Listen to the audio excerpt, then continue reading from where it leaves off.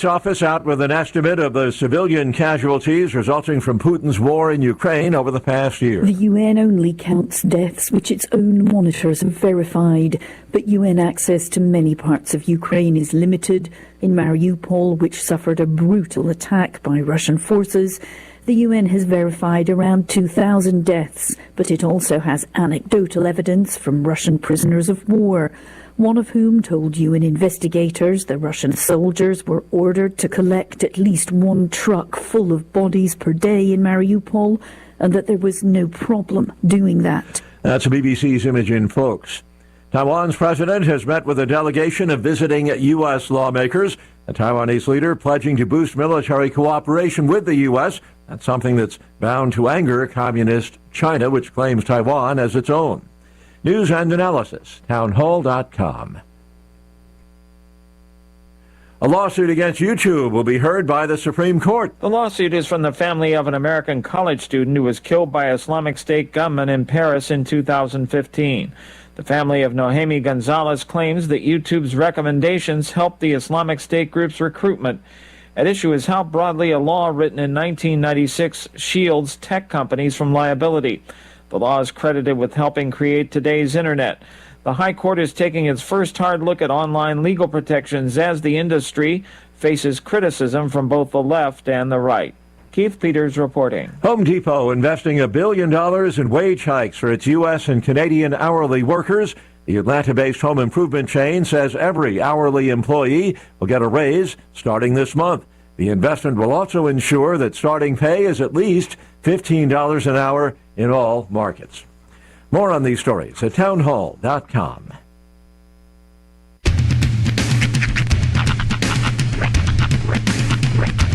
What in the wide, wide world of sports is going on here? I promise you, whatever scum did this, not one man in this force will rest for 1 minute until he's behind bars. Now let's grab a bite to eat. Yeah, come on. I feel the hot wind on my shoulder and the touch of a world that is older. I hit the switch and check the number.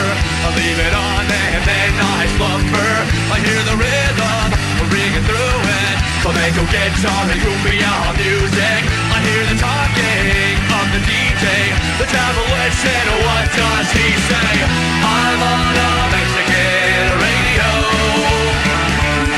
I'm on a Mexican radio. Broadcasting live from high atop the J.P. White Building in downtown Roswell, New Mexico. It's Mornings with Mike Winters on 106.5 Roswell's Talk FM. Is that what I sound like when I talk? Now, here's your host, Mike Winters. And good morning, one and all. Welcome to Mornings with Mike Winters. I am he. That would be me, Mike Winters. Happy, not Monday, nope, Tuesday. Monday's slightly hotter younger sister. They feel like a Monday to many. Because kids are going back to school today. Some are going back to work for the first day. But yeah, it's happy Tuesday. Yeah, for those of us who have been here a while. But Monday warriors out there. I know it stinks right now because you're like, it feels like Monday. But you're like, you got a 4-day work week. That's right. So, glass half full. So, happy your Monday, Tuesday to the rest. That's right. So, good morning. Hope everything's going well. It's a little foggy out this morning. It was a little bit overcast, yeah. But tomorrow's going to be a humdinger of a day. Yeah? Yeah. Today it's supposed to get windy. We do have a chance of rain tonight, but tomorrow they've already issued a high wind warning for tomorrow. Oh, great. Yeah, they're talking gusts up to 65 miles an hour. Once it hits 65, it's not a gust. I'm sorry. That's just wind. I guess in some areas. Don't pee on my leg and tell me it's raining. It's not gusting at 65.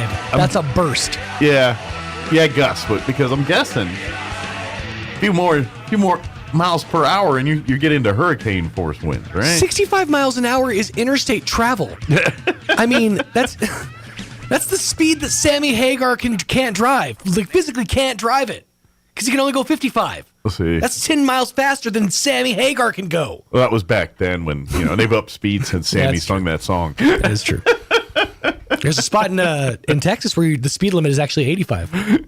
Because now he's like, I can't drive. And he's like, well, you don't have to. It's like 75 now. See, he's right there. No, that's the thing. At this day and age, he just ends the song at I can't drive. They've taken away his driver's license. He's just collecting his Cabo Wabo money or whatever. I can't drive. I'm too old.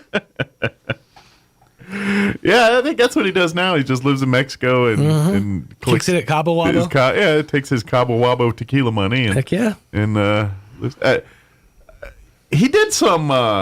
He had a TV show on like Access or one of those channels for a hot minute. Like recently? Within the last 5-6 years. Well, you said Access, so it has to be. Yeah, within the last 5-6 years. I've only seen one episode, and basically it was like him hanging out at celebrity at like all the rock star mansions and interview him. Like he'd interview basically all the people he, like guys from Poison or ever wonder what the least popular guy from Van Halen is up to these days? Well, no, he would get the bigger ones too. He would, it would. But yeah, it'd be like we're sitting down chatting with UFO today.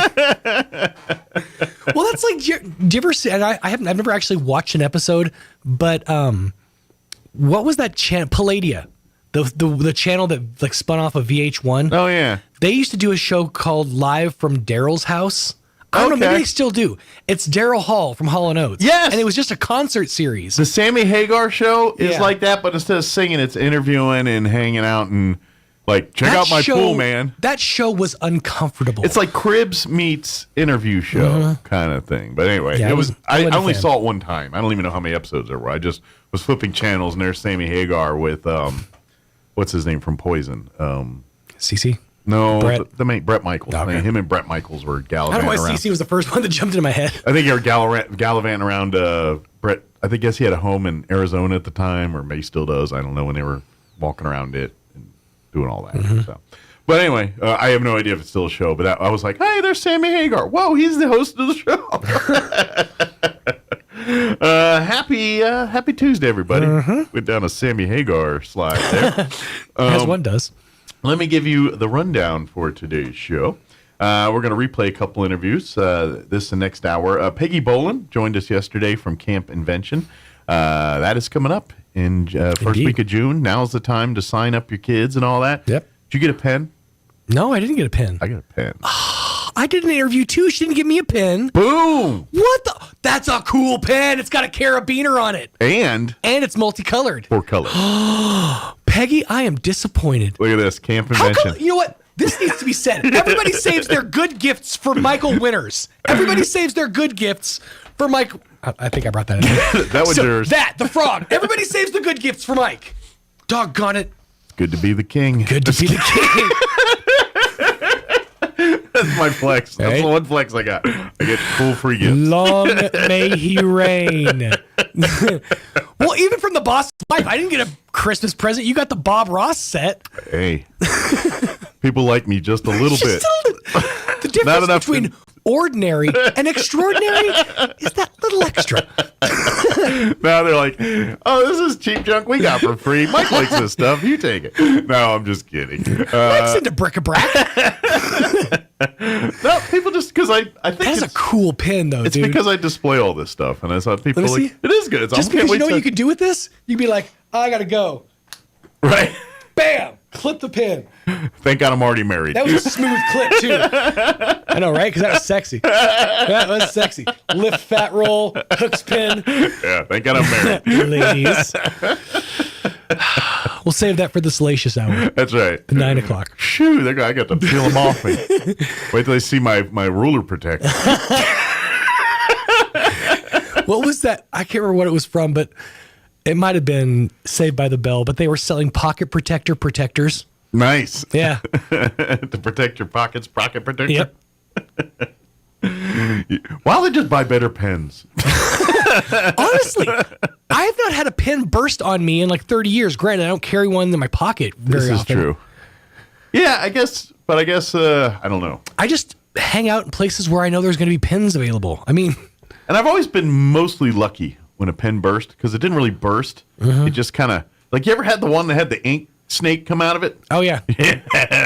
That's creepy the first time that happens. I was like, my pen is alive! The Walking Dead pen edition. Anyway. That usually happened on the gel pens, though. Yeah, but it did happen. It freaked me out the first time. Anyway, Peggy Bowen's going to join us. That's the whole point of what we're trying to say. Got us sidetracked on pens for Cool 5 pen. minutes. Pens and Sammy Hagar. Make a list. See, that's the pen that every kid that's my age now wanted when we were kids. It's same before you. Yeah. I remember they had those exclusive blue or orange with the white top that had the 4 colors. I think you still buy them at like Walmart and Target. And Probably, those places. Yeah. You just never think about it. Yeah. Only people want them are When kids they're in elementary freebies. school. Heck yeah. But thank you, Peggy and Camp Invention for my free pen. I'm Indeed. going to utilize it. And it should last a while. Because like once it goes, I just boom. Yeah. I got 3 more on the backup. It's true. Mike, how come all your notes are in green? Yes, I got blue, red, green, and black. And black. Yeah. Red if he needs to make corrections. Yeah, exactly. He's married to a teacher. He knows all about it. I haven't found a use for green yet. She goes, let me get that red. March 17th, I will write only in green. There you go. In the 8 o'clock hour, we're going to replay our interview with Desi Aguilar from the Leadership Roswell Alumni Association. Coming up in just a few short weeks is the Teen Leadership Roswell program, their annual event. Deadline to enter is coming up in days, so we're going to play that interview to remind some folks here. And then in the 9 o'clock hour, about 9:15, Elliot Rodriguez with Lone Depot will drop in and visit for it. He usually pops in once a month and talks about home ownership. And he's the guy that gets you the money to get the house. He's not the agent that helps you pick the house. He's the guy that procures the financing for said house. He's not the guy that gets you the beer. He's the guy that gets you the tickets to get the beer. Yeah. Right. You just don't know which line is which. But he's like the integral part of that guy in the thing. Hey, I got a question, and this might be my old fuddy-duddiness. And I don't know, because you don't go to a lot of sporting events. You may not know this either. What's a beer snake at a game? A beer snake? Yeah. Because I never heard the term until yesterday. I've never heard the term until just now. And the reason I bring it up is the XFL debuted over the new season. Did it already? Over the weekend. Oh, yes. wow. I did not know. And Washington, D.C. has a pretty popular team in the XFL. And they had a great crowd for the game.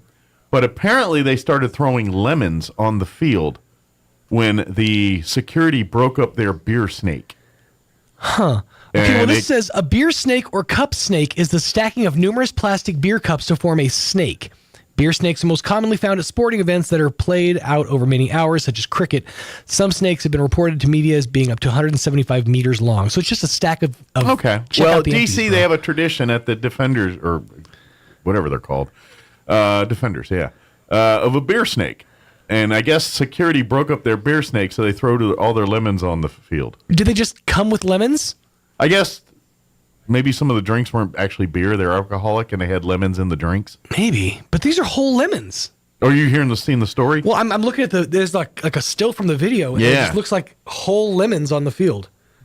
Huh. Well, I think they were like sliced and put on the edge of the drink. Oh, yeah, no, they were sliced. Yeah, you know what I'm saying? Like a garnish. Huh.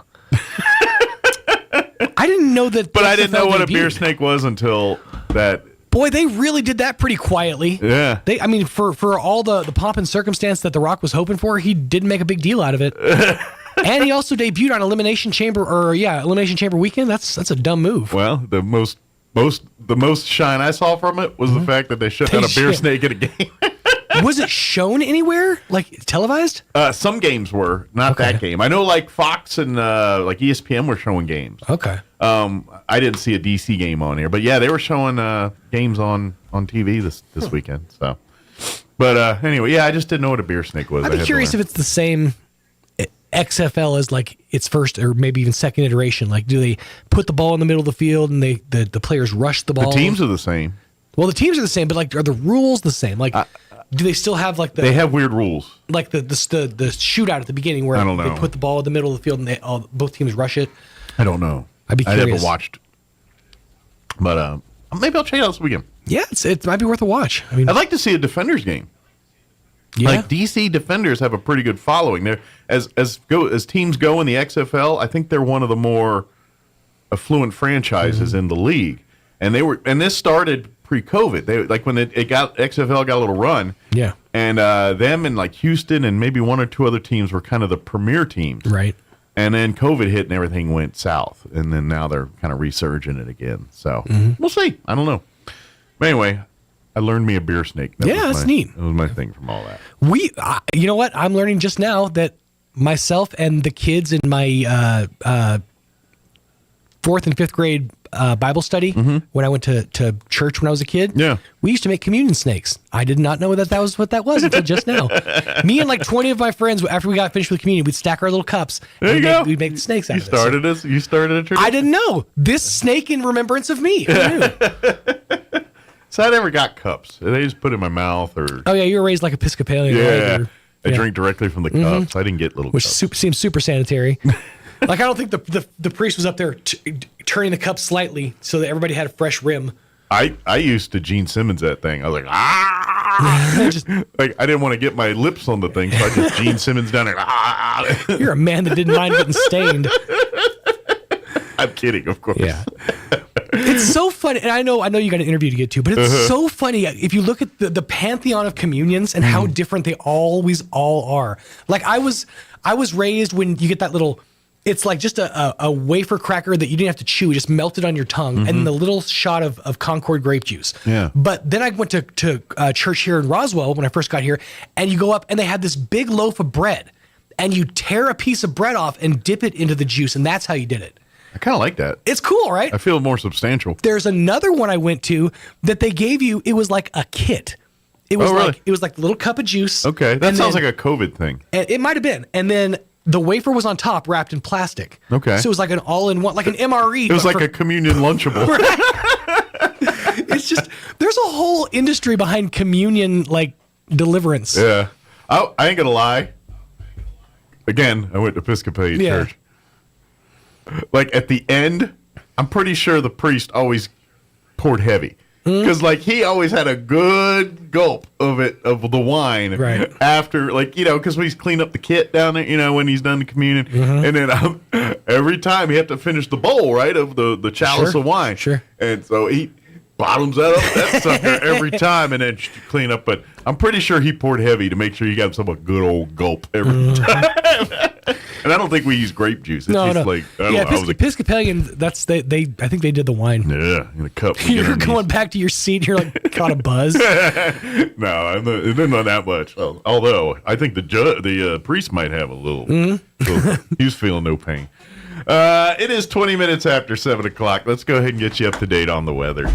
I'm meteorologist Steve Hamilton with your Pecos Valley weather. Very gusty wind coming up over the next few days with a strong low and cold front moving through the area. Mix of sun and clouds today, wind gusting at about 40 miles per hour, and our high will be in the mid-70s. Watch out for some blowing dust across the roadways. We do have a slim chance of a shower overnight, mid-40s, cloudy and windy. Wind gusting to 60 miles an hour on Wednesday, mostly sunny, high in the mid-60s. That's your latest forecast. I'm meteorologist Steve Hamilton. Thank you, Steve. Currently 51 degrees here in Roswell. Humidity is at 66%. Winds currently out of the south at 7 miles per hour. Today, we are looking at a slight chance at some rain showers after 5 p.m., like a 10%. Mostly cloudy today, 74 for a high, so still going to be warm. Winds are going to be up once again out of the southwest, 5 to 15 early. Increasing later today, 20 to 30, gusting as high as 40 miles per hour. Tonight, our chance of rain bumps up to 20%, mainly before 8 p.m. So 5 p.m. to 8 p.m. is our sweet spot for rain chances, albeit not a big one. Partly cloudy with an overnight low of 43. Winds will remain breezy tonight out of the southwest, 20 to 25, gusting as high as 35 miles per hour. Then there's Wednesday. We do have a high wind warning that will kick in at 8 a.m. tomorrow morning and remain in effect through 2 a.m. on Thursday. We are looking at patchy blowing dust after 11 tomorrow. Sunny with a high of 63. Winds will be out of the southwest early, 20 to 30 miles per hour, increasing later in the day, 35 to 45, gusting as high as 65 miles per hour. Winds continue tomorrow night. Patchy blowing dust before 8 p.m. Mostly clear with an overnight low of 33. Winds out of the southwest 25 to 30. Gusting as high as 45 miles per hour. After midnight, we'll see those winds decrease down 15 to 20 miles per hour. Thursday, sunny skies, cooler, 66 for a high. Well, cooler than today, but warmer than Wednesday. Southwest winds 10 to 20 miles per hour. Friday, warming back up, mostly sunny, highs near 70, 69 officially. And then for the weekend, mostly cloudy and 69 on Saturday. Sunday, looking at another windy day, patchy blowing dust, mostly sunny, highs near 70 once again. All right, it is 7:23. We're going to get you into your Roswell Livestock Report recap with Smiley Wooten. Quick break, and then we're going to play our interview with Peggy Boland talking Camp Invention. Don't go away. You're listening to Mornings with Mike Winters. Good morning, this is Smiley Wooten at the Roswell Livestock Auction. 2,000 head of cattle sold on Monday on an uneven market with excellent buyer attendance compared to last week. Stocker steers sold steady to 5 lower, heifer mates steady to 2 higher, feeder cattle steady to 4 higher, packer cows and bulls $2 higher, 3 to 400 pound steers $241, $244.50, 3 to 400 pound heifers $2, $220. 4 to 500 pound steers $219, $241. 4 to 500 pound heifers $193.50, $2. 5 to 600 pound steers $190, $219.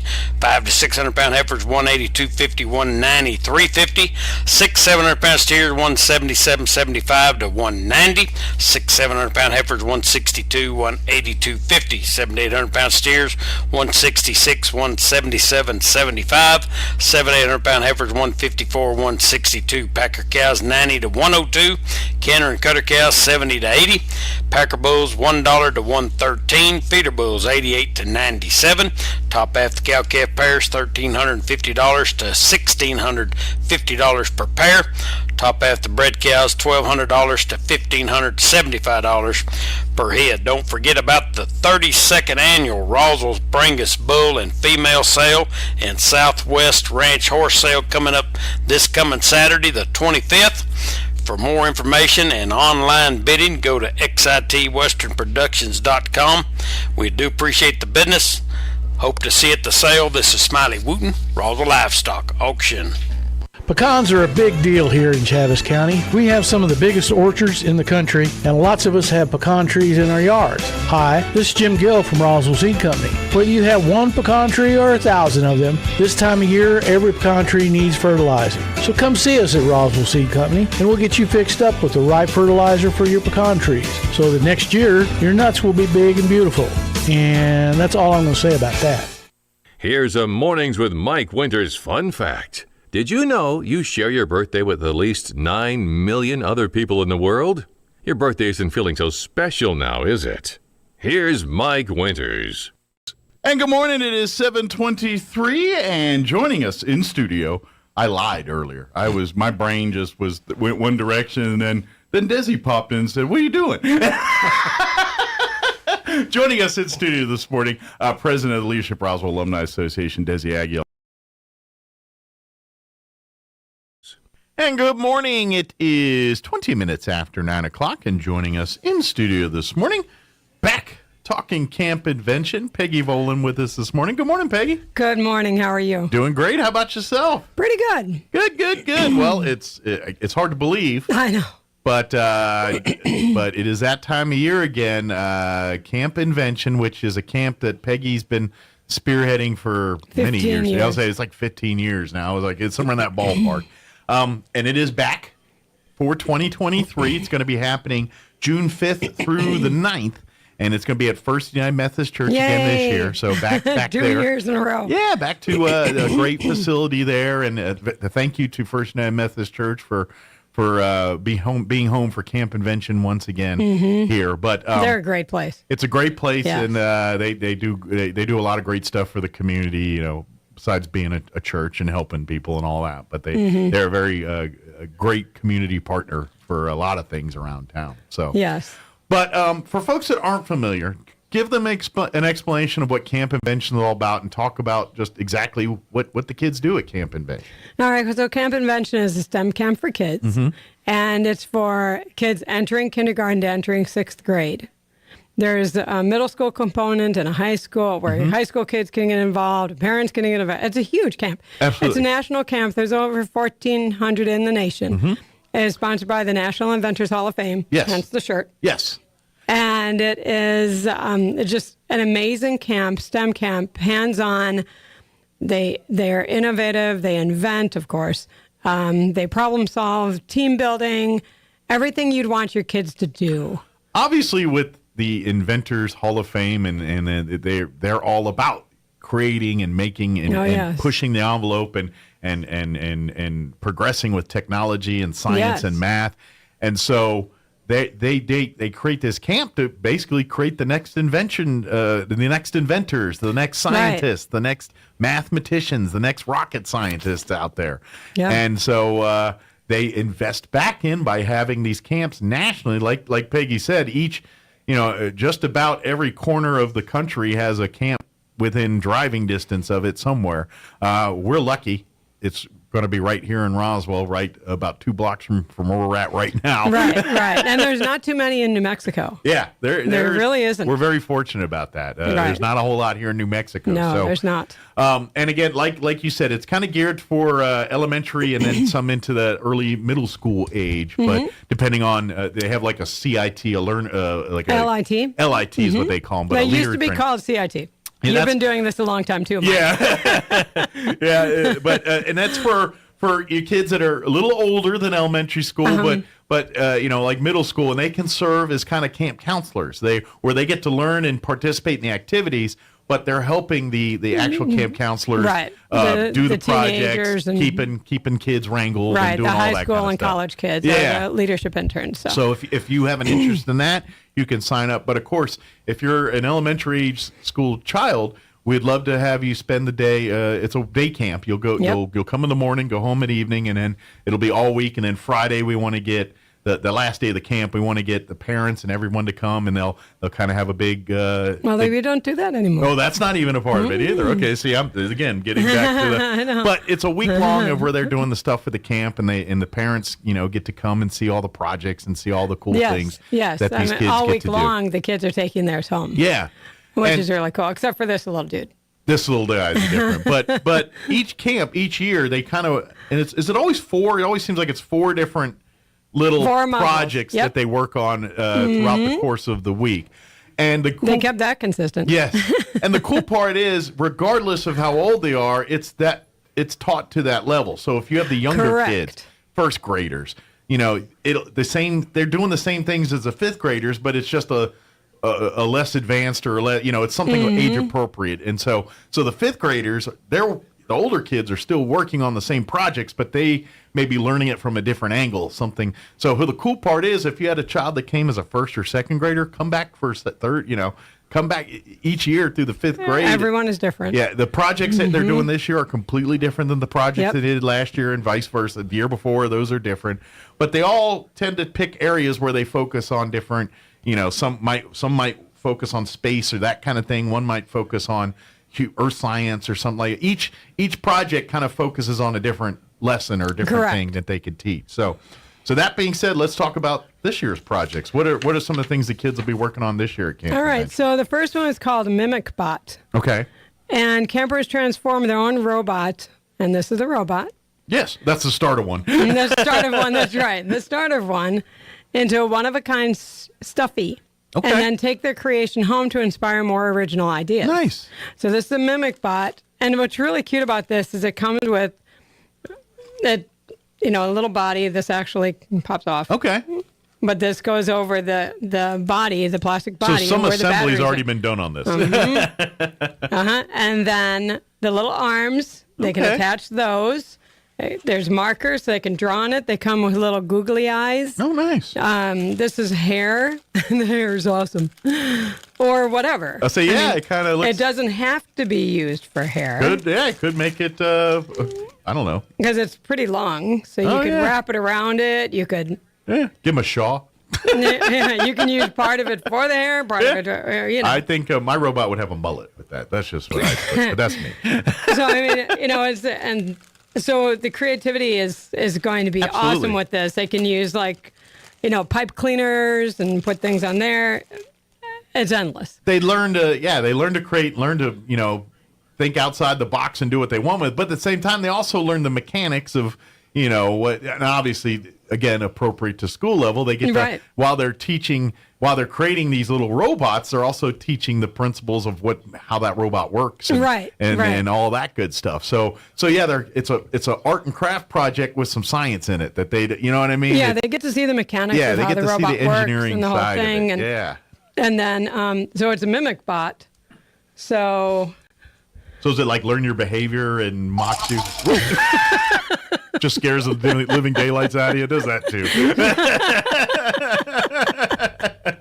So it responds to talking. Okay. And it mimics what's being said. Oh, okay. So the kid. Okay. So it's actually like a real young child. It does exactly. It mimics, follows, and it mimics. So this is going to be really fun. I know the kids are going to love this. They get to take it home. And what's nice is the parents can turn it off. And it only works on noise. Okay. So in a quiet room, you can encourage your kid, hey, if you're really quiet, so it could be a really... If you set off your guy, then you're too loud. And that's right. That's right. So I mean, there's a lot that you can do with this mimic bot, and I think it's adorable. Yeah. I mean, they can decorate it, and plus they can make it their own little friend and personalize it, and and then of course when they get back to school in the fall, they're show and tell everybody if they haven't destroyed it by then. But right. But it's pretty cool. I mean, cool. I like little feet. I think it's really cool. I like the whole. I think it's and that's the cool thing is each one's gonna by the end of it every depending on how many campers 75 100 campers are gonna be 100 different versions of that doll right there. That's really cool. So that's what's cool. So that's one of the four. That's projects. one of the four. Okay. Another one is called Catching Air. This is physics based. Okay. When they design their own mini skate park, campers take their ramps and rails in an epic ride through physics, engineering, and art. So if you love skating or if you have children and you're always like they want to build their ramps and things, this is actually showing the science behind those and how to make those. And so, even when they go, to the neighborhood skate parks here to go, now they can look and probably look at those from a different perspective as they've now kind of built their own mini version of one. Right. So those are pretty cool. I like that. Another one is called Pop-Up Venture. Okay. They create their own pop-up shop. Okay. So they're being entrepreneurs. Yeah. Campers use green energy and awesome entrepreneurship skills. Nice. So that's really cool. I mean, I saw that. It's really neat. So not only they learn a little science there, but a little business model and how to navigate that side of things too, which again, kind of stuff that you don't necessarily get in a class per se. You just get through experience. Exactly. And so they're actually getting some experience in this type of stuff. So who knows? What they learned at Camp Invention when they were 7 years old or 10 years old might turn out to be the foundation for their own business someday. I mean, how cool is that? I know, it's really cool. So the last one is called Invention Celebration. Campers become confident event planners as they set the mood with lights, music, and an inventive party assistant. Nice. Yes. So they get to, again, learning about organizing, planning, and, of course, science. And then, of course, with music and everything, it kind of taps in that creative side once again, much like the mimic bot here. So right. So it you know what? I hate to burst y'all's bubbles. Y'all gonna have to turn this into a STEAM camp instead of a STEM camp. This one has a lot of art this time. This one's got as much art as it does the other it does. other letters in the acronym here. It does. So which again, added bonus for all of our kids here. Exactly. So. Now, good news is we've got a little time between now and June 5th. So now's the time to take advantage of getting your reservations for the camp because we're still a couple months out. There's some discount codes and things that you can take advantage of right now. I'm assuming this year, like every year, Peggy will be offering partial scholarships to those that already need having and money apply. come in. Thank goodness from some generous donors. You have a pool of already some money you can help, but if there's people listening that maybe you have grandkids or maybe your kids are a little too long in the tooth for these kind of camps, but still support this kind of stuff, you can pay it forward. Say, hey, I'd like to donate a couple $100 to help a kid go to camp or something like that. Right. Peggy would she would love you for it, and a lot of kids get. Now she won't offer full scholarships because she wants the parents and the kids invest too.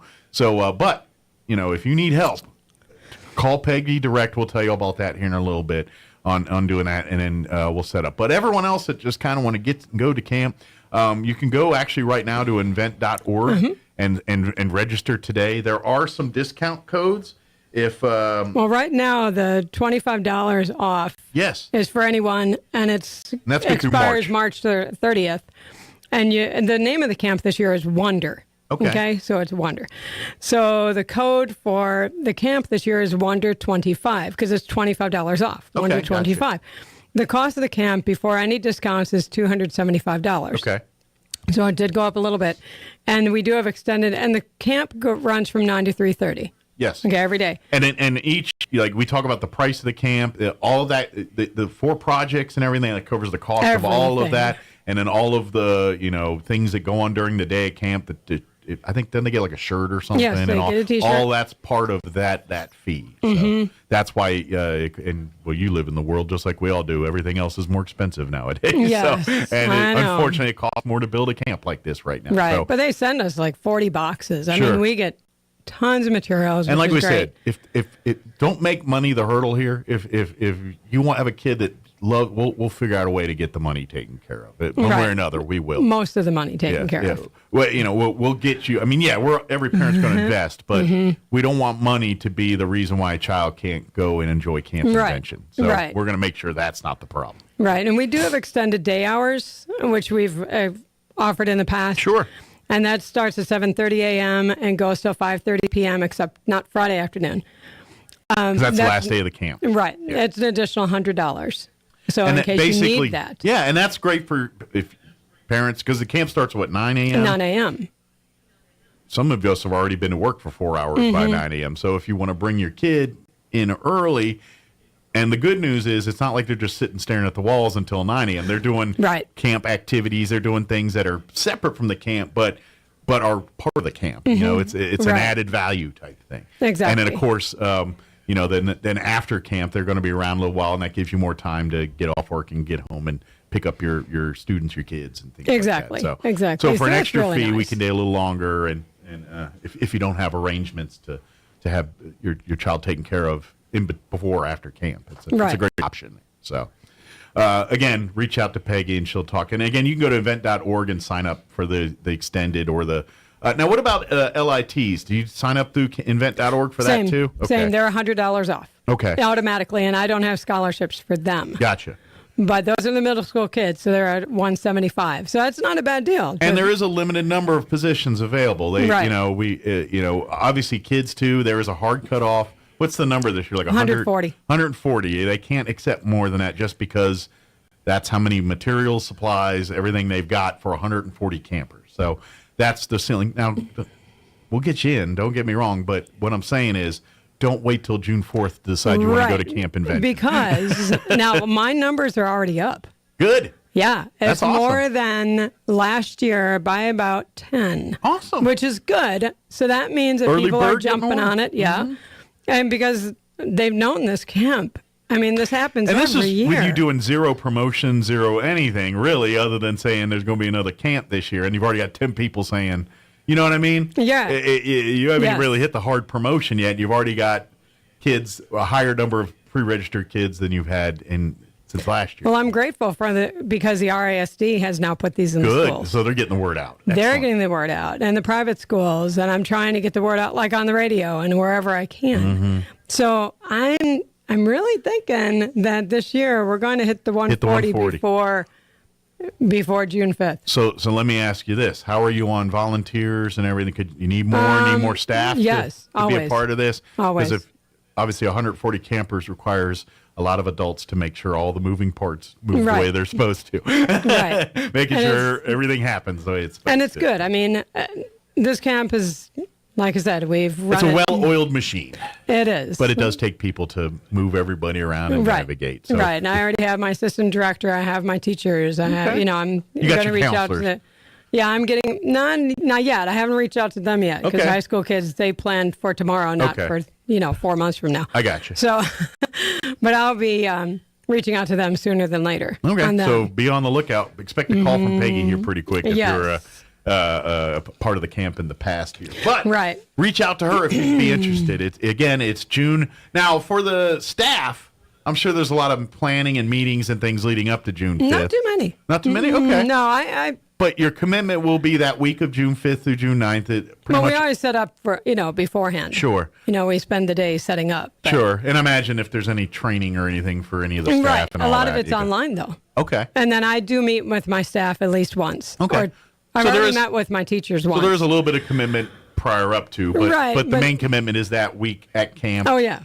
Coming prepared all day to come and have fun with the kids, and ain't gonna lie, you're gonna be good and tired at the end of the day like everybody else. But that's the idea, is to have a fun-filled full day of camp, and the counselors and the campers all go home happy smiling, but tired yes. because they've been busy all day. Right, and you don't see the kids on their cell phones during camp. You don't see the kids on anything electronic. They're engrossed in the activity. They're engrossed in it, and that's what you want the kids to Absolutely. do. You want them to be busy. You want them to have their brain going. I mean, I'm seeing, and I've heard from plenty of teachers, the kids don't have the imaginations they used to. They don't have the memories. I think they do. We just don't to. give them an outlet, Right. Yeah. Right. And there's a problem because everything is so electronic and everything is fed to you so often now that they don't have, as you said, they don't have that outlet to really show their creativity and their imagination. How many times were we kids, and as much to just keep us quiet and occupied as anything else, they hand you a notepad and a pencil and say, here, draw or sit quietly. Yeah. That's not how it works now. No, now it's hand not. them the phone and say, play Angry Birds or whatever they're you playing. See a 2-year-old in the shopping cart with a cell phone. I'm like, wow. When we were kids, it was like, here, read this book. Here. Or look at what we're doing. Yeah.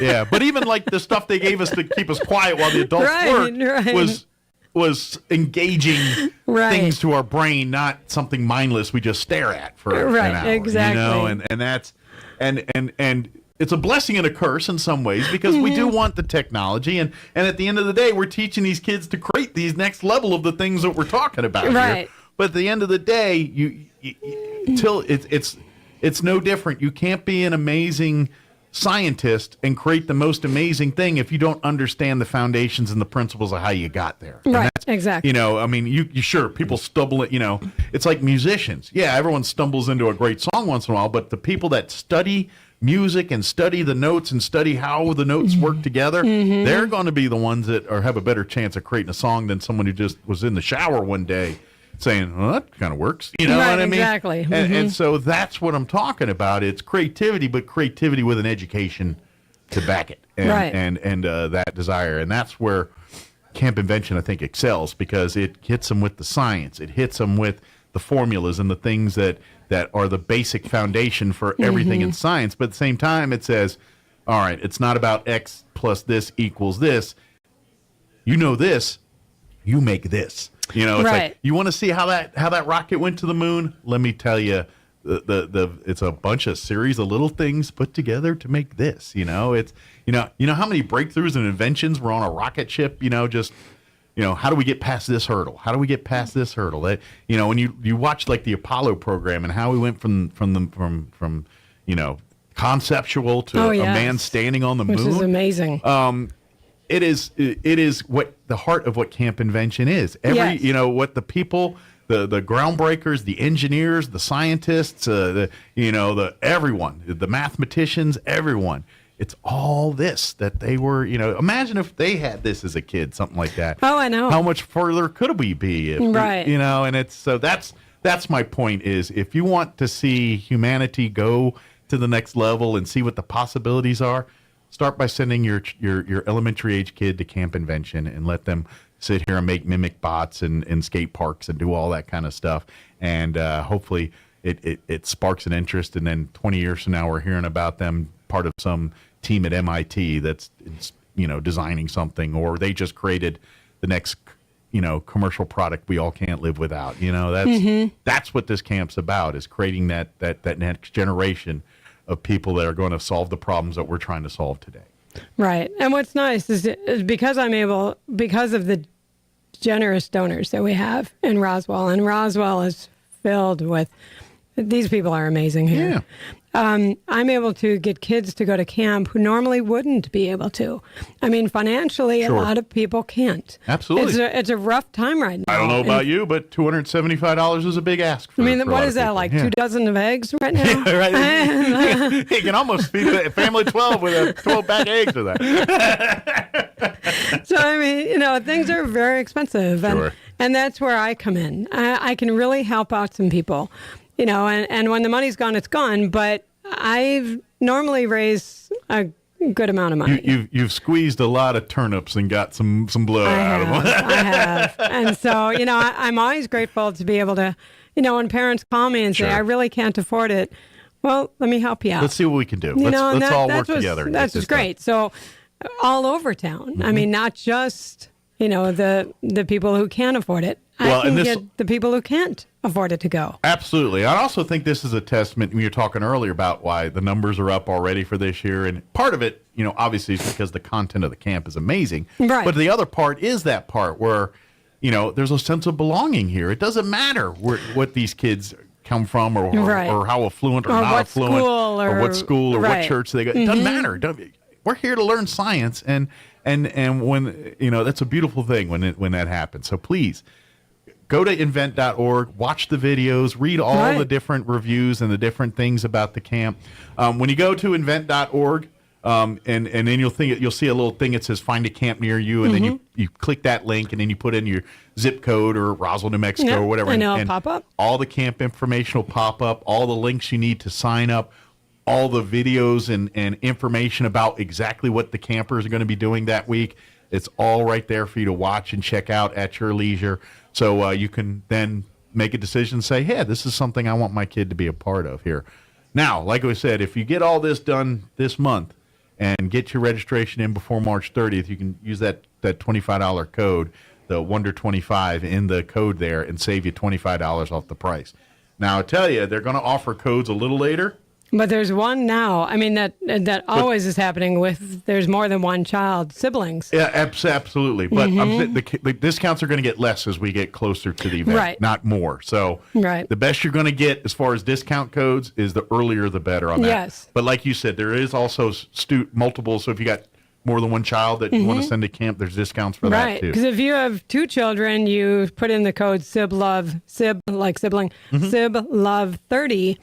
And you get $30 off per child. Good deal. If you have 3 or more siblings, then you put SIBLOVE40 and you get $40 off per child. Okay. So that's helpful.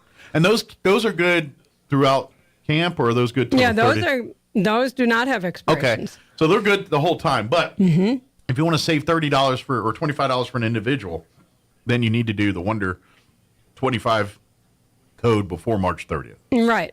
Then it drops down to a $15 code after that. But don't get to that point. And I cannot use a code and a scholarship together. Gotcha. You can't do that. That's why if you need a partial scholarship or whatever, rather than register through the website, call Peggy directly, and then she'll take care of your registration and all that too. And we'll give you that number here and stuff before we wrap up here. Right. But that's what, and also reach out directly to her if you want to donate money. If you're thinking, she'll put it, they have an account they put it right into. It's all covered by Camp Invention. Camp Invention has all the money. They're the holders of the money and all that stuff. Right. But she's just the person that says, here's $100 for that fund or whatever money you donate and things like that. And then she goes and divvies it as people need it. So. But they're the ones that are the bank, so to speak. Yep. And then I let them know I need this, and then we cross. Yeah. So that way, that whatever donation you make, every penny of it goes exactly to what you wanted it for, paying for a kid to go to camp. And that's exactly 100%. What it's used for. It's not used to pay for drinks or cups or snacks. It's used to make sure that child has a camp experience. Right. Exactly. And that's what's important in this one. Absolutely. Speaking of that kind of stuff, or snacks, and is there any donations and things that you guys could need to help make that kind of stuff happen, or looking for support? We normally have somebody donate the snacks, which is great. Lunches, we've tried the free lunches before, and it's just didn't. The engineering didn't quite work out there. It just didn't. Because this everything. So what we're doing now is the parents do have the kids bring their own lunch. Okay, I didn't know which if there works out well anyway. Good deal. Okay, because most of them are going to bring it anyway. Sure. Well, and we live in a world where there's allergies to this, allergies to that. And sometimes it's just best to let the people that know all that just take care of it. Yeah. And that's why, we're Sure. going down that route now. But that being said, I imagine if there's a dairy producer or ice cream or some out there listening, it's like, hey, I'd love to give them a bunch of cookies for the week. Yeah, we would not argue. Peggy would love that. We will take all the ice cream that could be good. Any of that kind of stuff. But it's a great camp. Go to invent.org. Read all about it. Read more about, nationally what this camp is all about. See the videos and see everything. And then when you're done doing that, I think you're going to want to sign up. But again, it's June 5th through June 9th, so it's early in the summer. Yes. So if you still got vacation plans or whatever, it shouldn't mess those up too much. Cost again for the entire camp is $275. Mm-hmm. The camp will run June 5th through the 9th daily from 9 a.m. to 3:30 p.m. for the normal camp hours. Right. They also have the extended camp, as we talked earlier, for an additional fee. That runs 7:30 to 5:30.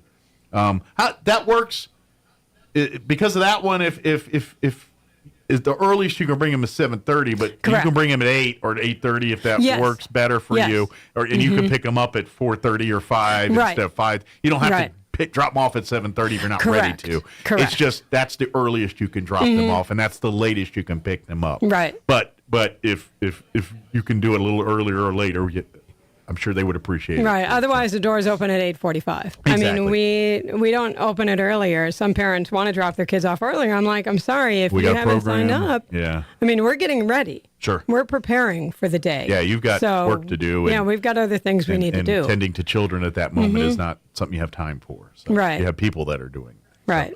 But and then of course, if you have any questions about the scholarship, the partial scholarship, or anything locally, like logistic wise, don't hesitate to reach out to Peggy direct.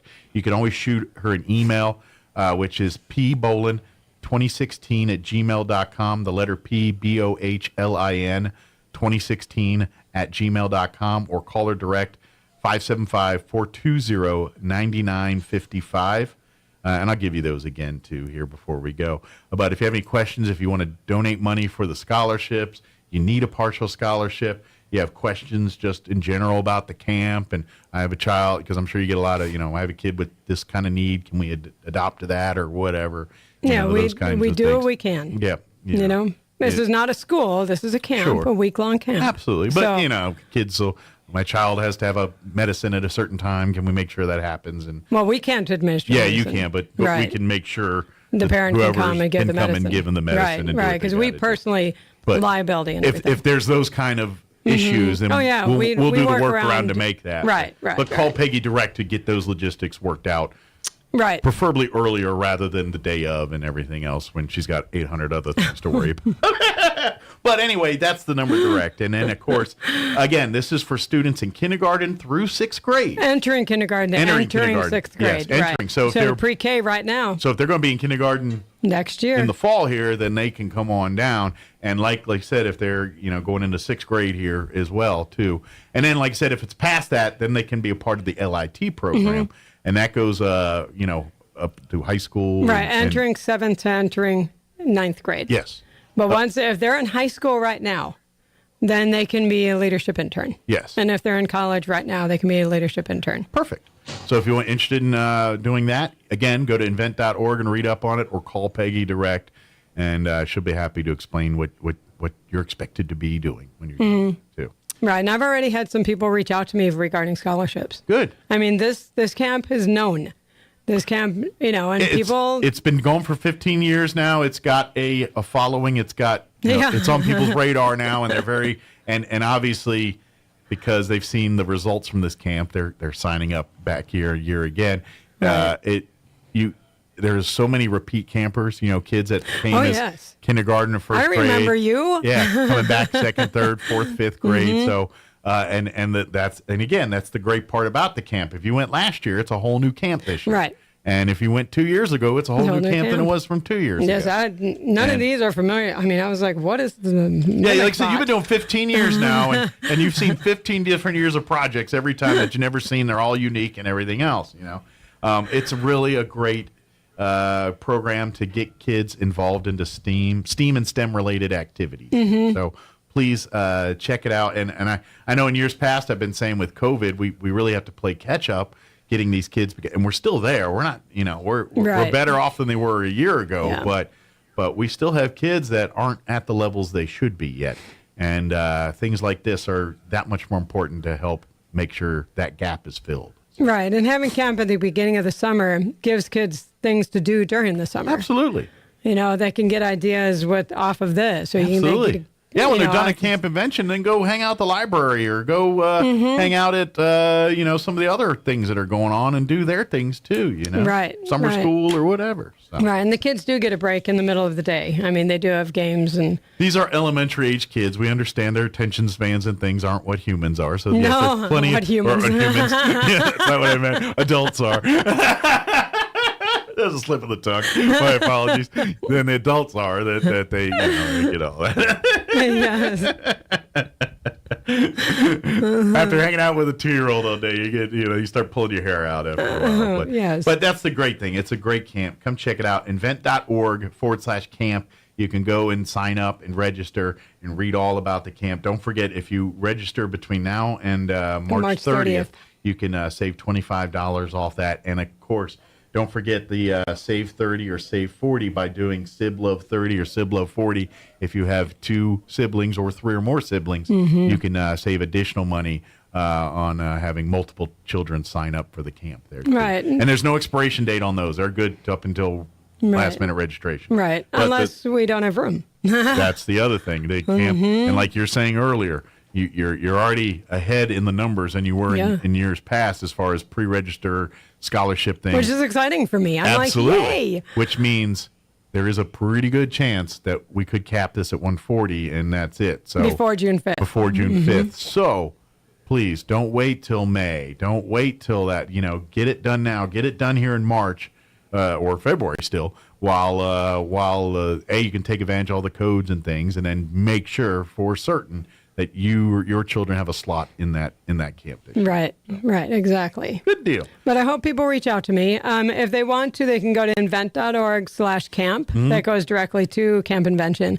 Or they can call the 1-800 number. They can register that way as well. Some people don't like to do anything online, which I understand. Sure. And that's 800-968-4332. I get it. Everyone said, oh, yeah, it's secure. Put your card in. An hour later, you hear all these people talking about how they got their identity theft stolen. It's like, exactly. I get it. Yeah. I get so it. if somebody just wants to call, that's okay too. Absolutely. I mean, I totally get it. Yep. No problem. But if they want a partial scholarship, they do not go online to register. Call they Peggy have direct. to go through me. 575-420-9955. Yes. If you need the part, don't register. And because once you register, she can't help you. It's already in the system. She can't, they're going to charge you what they charge you. So reach out directly to Peggy. Let her register you through her Right, because there's a certain, application they have to fill out. Some paperwork, some things. And so and go I don't through her need to know channel. their financials. Got you. You don't need to pull out the FAFSA form or any of that stuff if you're out there. Yeah.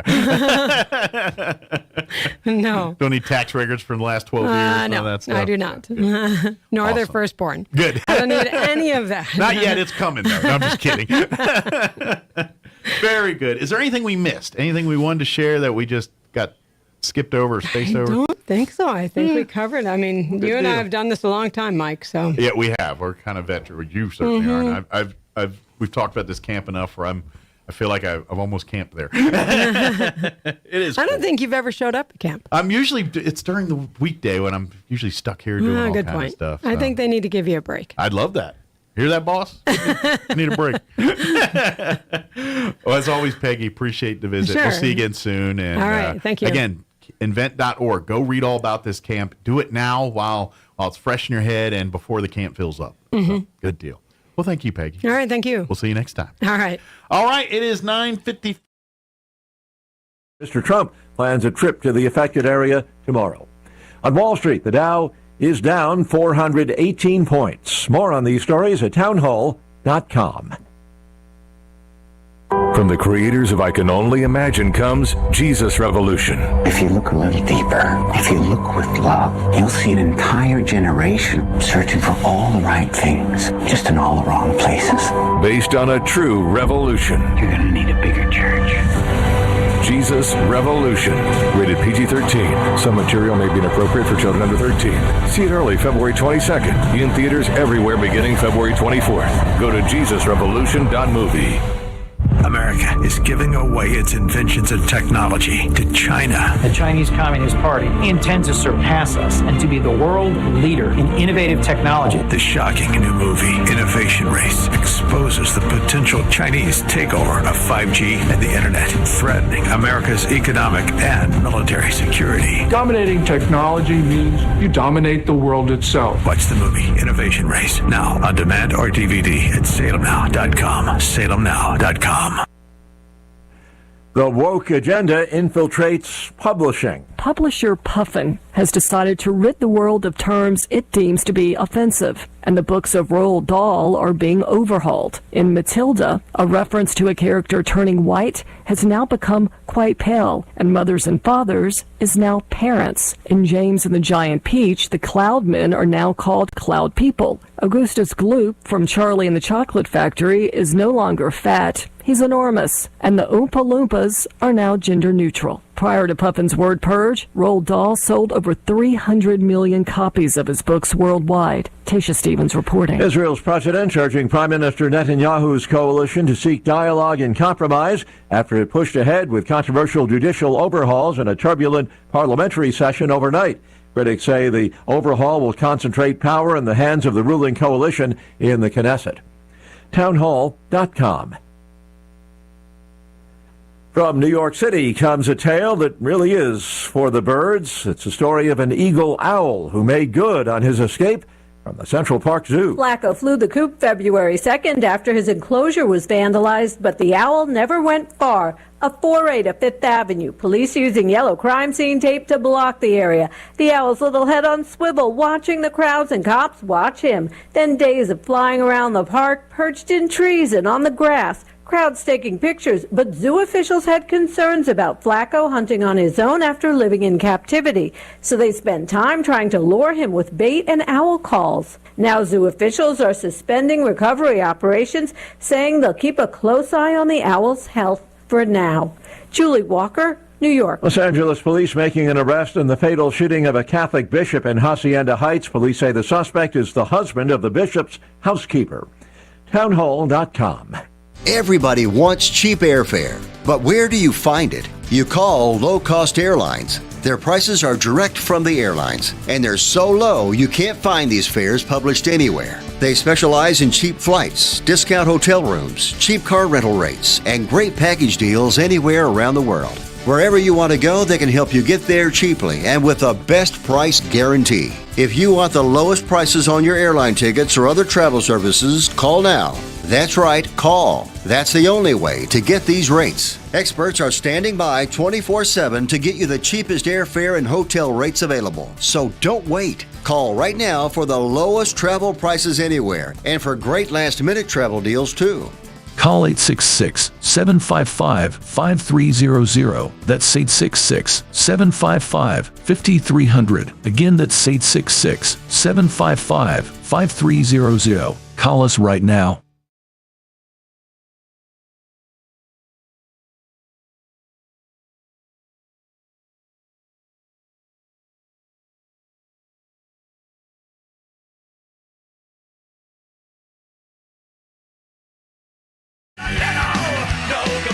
And good morning. It is 6 minutes after 8 o'clock. Welcome to hour number 2. Deuces. Mornings with Mike Winters, right here on 106.5 Roswell Talk FM.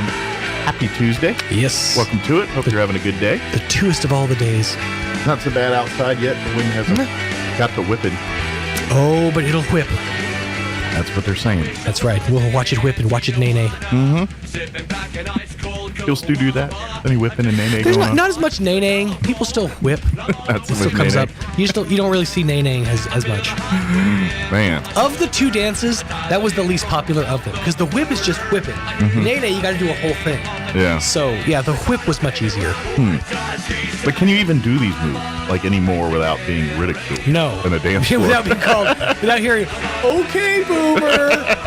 Yeah. But that's not even boomer related. Oh, I know. It's the point. That's the joke. Is I'm barely even a millennial. Like the cutoff year is 83 to 84. There's this line called Zennial. 83 and 84 fall in that realm. We're part Generation X, but we're part millennial. We're in that cusp. So that's where I sit. Okay. But people still call me a boomer. Yeah. It's because we're aging out of the system. I saw a meme the other day that was like, how does it say? Marry an old person, someone born between 1990 and 1999. They're tired. These people are tired. And they're like, wait, what do you call people born before born before 1990? They're like, those are called the, what was it? Those are the ancients. The ancients. I'm an ancient. Or no, the ancestors. The ancestors is 80 to 89. So I'm guessing anything before that is the ancients. Okay. Yeah, so there you go. I guess I'm an ancient. Find you somebody who's tired. So do I get anything for that? Do I get like a plaque, a watch? No. Yeah. You know what you get? Back pain. Acid reflux. And ridicule.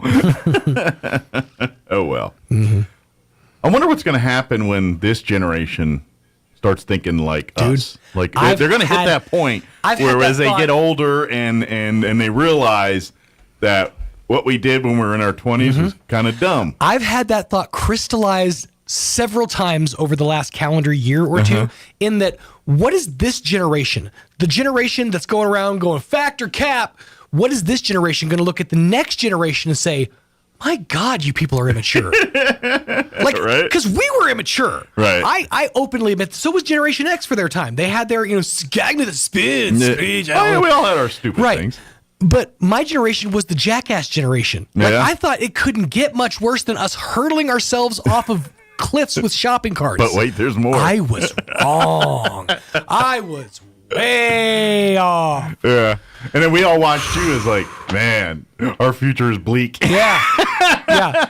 And then our generation is looking at the Zoomers and at what I'm now learning is called Generation Alpha. Because the last generation around is the Zoomers. That's the ones who are like the teens, the tweens to teens now. Okay. But anyone born, I think it's 2012 to 2013 after, they're called Generation Alpha. Is there meetings? Who puts this stuff up? It's the same people that come up with the emojis every year. They have the Unicode Consortium, then there's probably like the generational consortium. Yeah. I'm not sure exactly who does or how it's done, but yeah, they're called Generation Alpha. So what are the Zoomers going to look at Generation Alpha and say, you kids need to grow up? Yeah. And it keeps going. Like, Alpha is eventually going to be like, y'all are too immature. Yeah. Or does it go all the way back around to where we're Puritan again? Where just to rebel against our super lax parents, we go straight Puritan. Yeah, maybe. Then that's the whole Handmaid's Tale. Do you think it's just a complete revolution of the thing? Maybe, but I ain't seen the revolution yet. Patton Oswalt has this great stand-up bit where he talks about, if you want to have a cool kid, be the lamest parent you possibly can. Yeah. Because I had hippie parents. He said, I had hippie parents, and they were and they thought they were cool. So, I rebelled, and I got my act together. Right. I cleaned up and fixed myself because I didn't want to be a hippie like them. So if you want to have cool kids, be as straight-laced as you possibly can so your kids rebel and they turn into hippie kids. Sure. Of course, there's, and you hear it, the rumblings somewhat, is, every generation complains about the next generation. But at the end of the day, that generation raised that, like, you created that. Right. The boomers hate us Gen Xers and think we're lazy or whatever, and we're like, well, we're a product of you. Exactly. You put us here. And then we complain about millennials and all, and I'm like, well, we shot you guys out. Exactly. Yeah. Which really sucks, because that means ultimately we're responsible for the Zoomers. Sure. And Zoomers are responsible for Gen Alpha. Although I would argue that I skipped an entire generation, because I'm a millennial / Gen X. I didn't have my first kid until Generation Alpha started. So 2013 was my first kid. So I technically skipped over that whole generation of the Zoomers.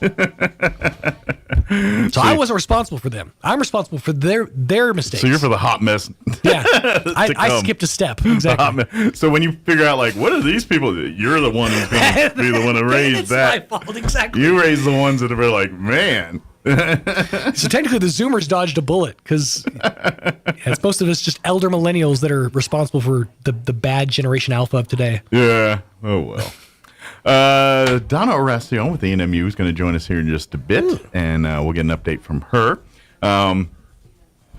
She's timeless. She is. There's certain people that can't be defined by a generation. They can cross generations, and they're loved by everybody. I am not one of those people. We call those people generational talents. There you go.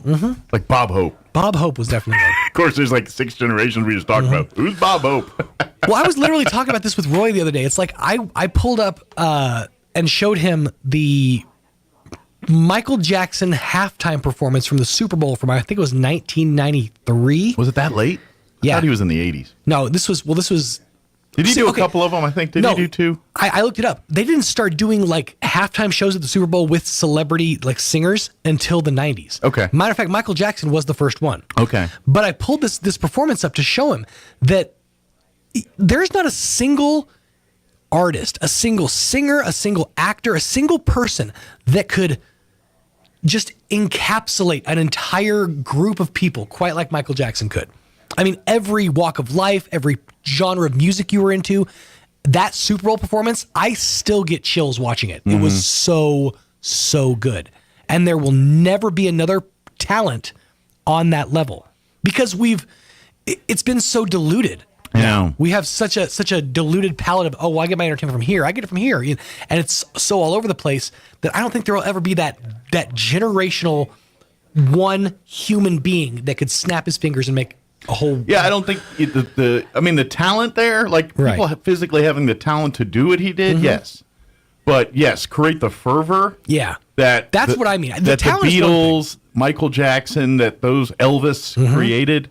I don't know if we're going to see that kind of... It was a perfect storm of a talent at a perfect time. I would argue Michael Jackson's one of the last people that evoke that kind of emotion. Yeah, 100%. Yeah. I would say to a much, much, much lesser extent, your Beyoncés and Taylor Swifts are kind of like that. See, but I don't even think they're in the same category as Beatles or Michael Jackson. Right. There's no way they could or go Elvis. and capture an entire stadium full of people at a Super Bowl and the way that performance did. Yeah, I would agree with that because, like we said, it's just but I also don't know if that's the people. I think that's just technology in the times, like you said, because we were all fed popular content through very limited channels, radio, TV, newspaper, whatever.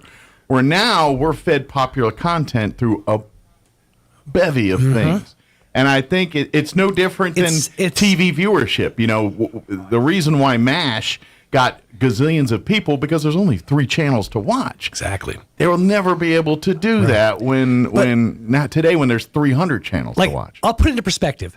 I watched both parts of Leaving Neverland. Like, I know the ins and outs of that story. It's disgusting. It's a deplorable thing. He's a horrible human being. That being said, I still teared up watching him in a stadium full of children singing "Heal the World." Sure. With like all the kids in the audience. He's like standing right at, like, knowing what I know, I still started tearing up and got goosebumps. It's that good. Yeah.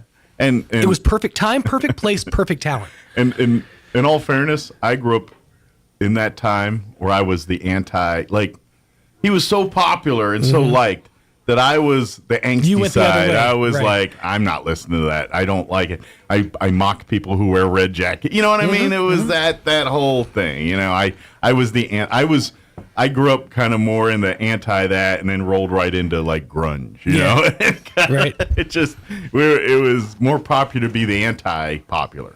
You know, the hipster. Sure. That was the angst then for our generation, you know. But it's one of those, it's like, it's hard to explain to this generation of kids coming up that they'll never understand what it was like to have like an Elvis, Michael Jackson, that level. And yeah, whatever you got today never hits that level. I mean, the closest you could come is some of those 90s Backstreet Boys, maybe. NSYNC. Those bands got a little of that, but they only got it for like a year or two.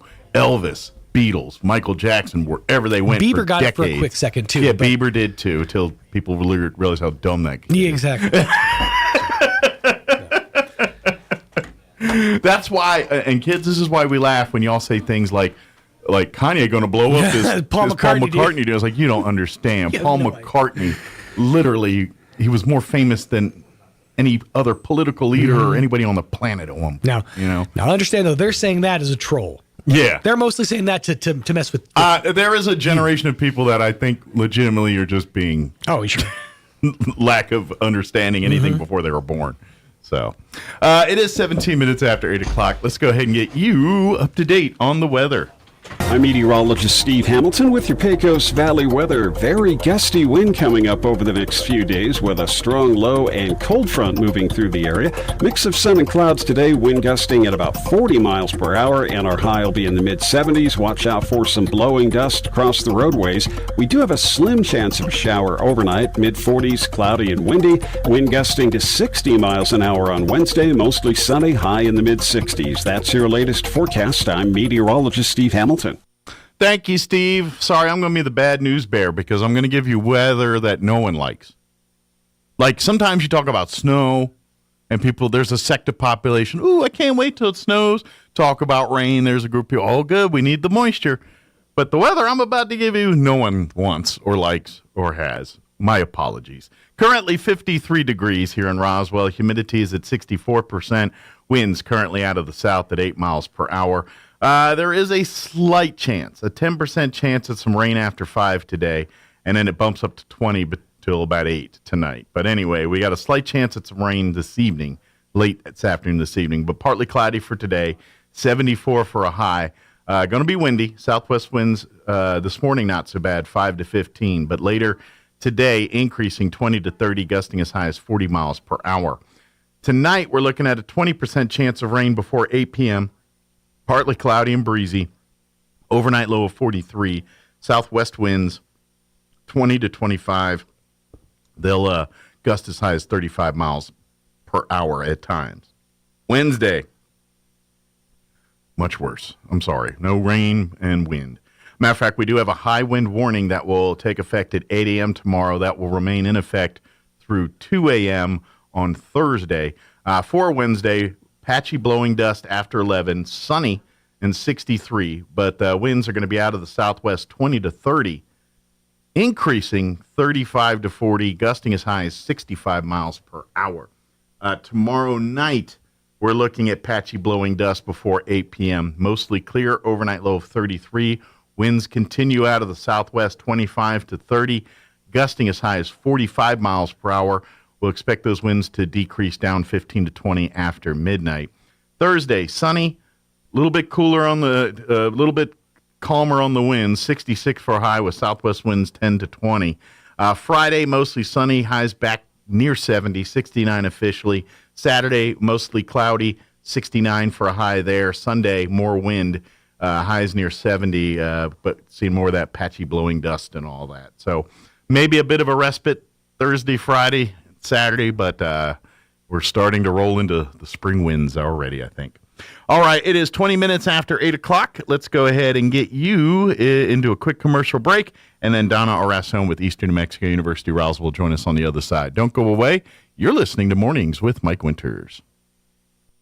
At Anderson Bethany Funeral Home and Crematorium, we honor and pay tribute to the achievements of your loved one by celebrating the life you shared together. Anderson Bethany Funeral Home and Crematorium is compassionate and cares about our local community and the families we serve here in southeastern New Mexico. Locally owned and operated, we will be here to help you decide how to celebrate the bond you've shared and pay tribute to the unique individual you've lost. Visit us at 2609 South Main in Roswell or call 622-5888. Lots of folks are buying used vehicles these days, and you know they're just as proud of them as if they were brand new.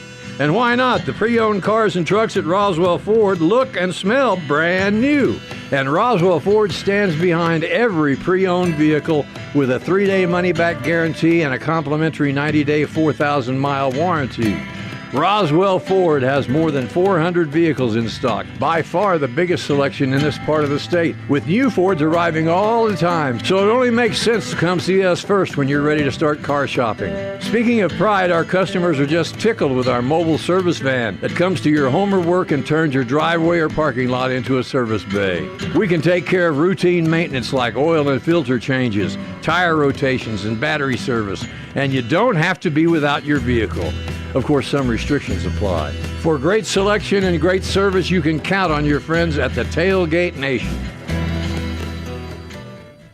Attention high school students, would you like more information on the safest university in New Mexico? Then RSVP today to our Eastern New Mexico University Open House Preview Day, Saturday, March 25th. At ENMU Open House, you'll have a chance to win great scholarships and prizes. Get more information about admissions, meet with the ENMU faculty, find out more about potential majors, and get a specialized campus tour. Sign up today at enmu.edu/open house. Eastern New Mexico University. Student success. That's what we're about. Heart disease is one of the leading causes of death in New Mexico, but it's preventable. If you have high blood pressure or cholesterol, are overweight, smoke, or have other risk factors, it's time to talk to a cardiologist. The cardiology team at Artesia General Hospital has the experience and latest diagnostic technologies to help you identify your risk factors and diagnose and treat any heart health concerns you might face. One beat at a time, we're here for every heart. Request your cardiology appointment today at artesiageneral.com/heart.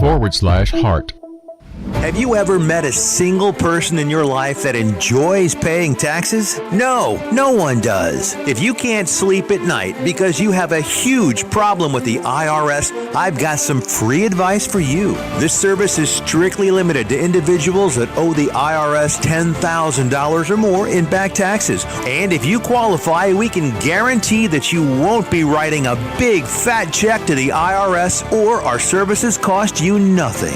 The first 100 people that call today will get a free tax consultation worth $500. Stop worrying about your IRS problem. We can help you, we promise. Call the tax doctor right now. I mean right now, to learn more. 800-817-2871. 800-817-2871. 800-817-2871. That's 800-817-2871. Here's a Mornings with Mike Winters fun fact. There are 293 ways to make change for $1.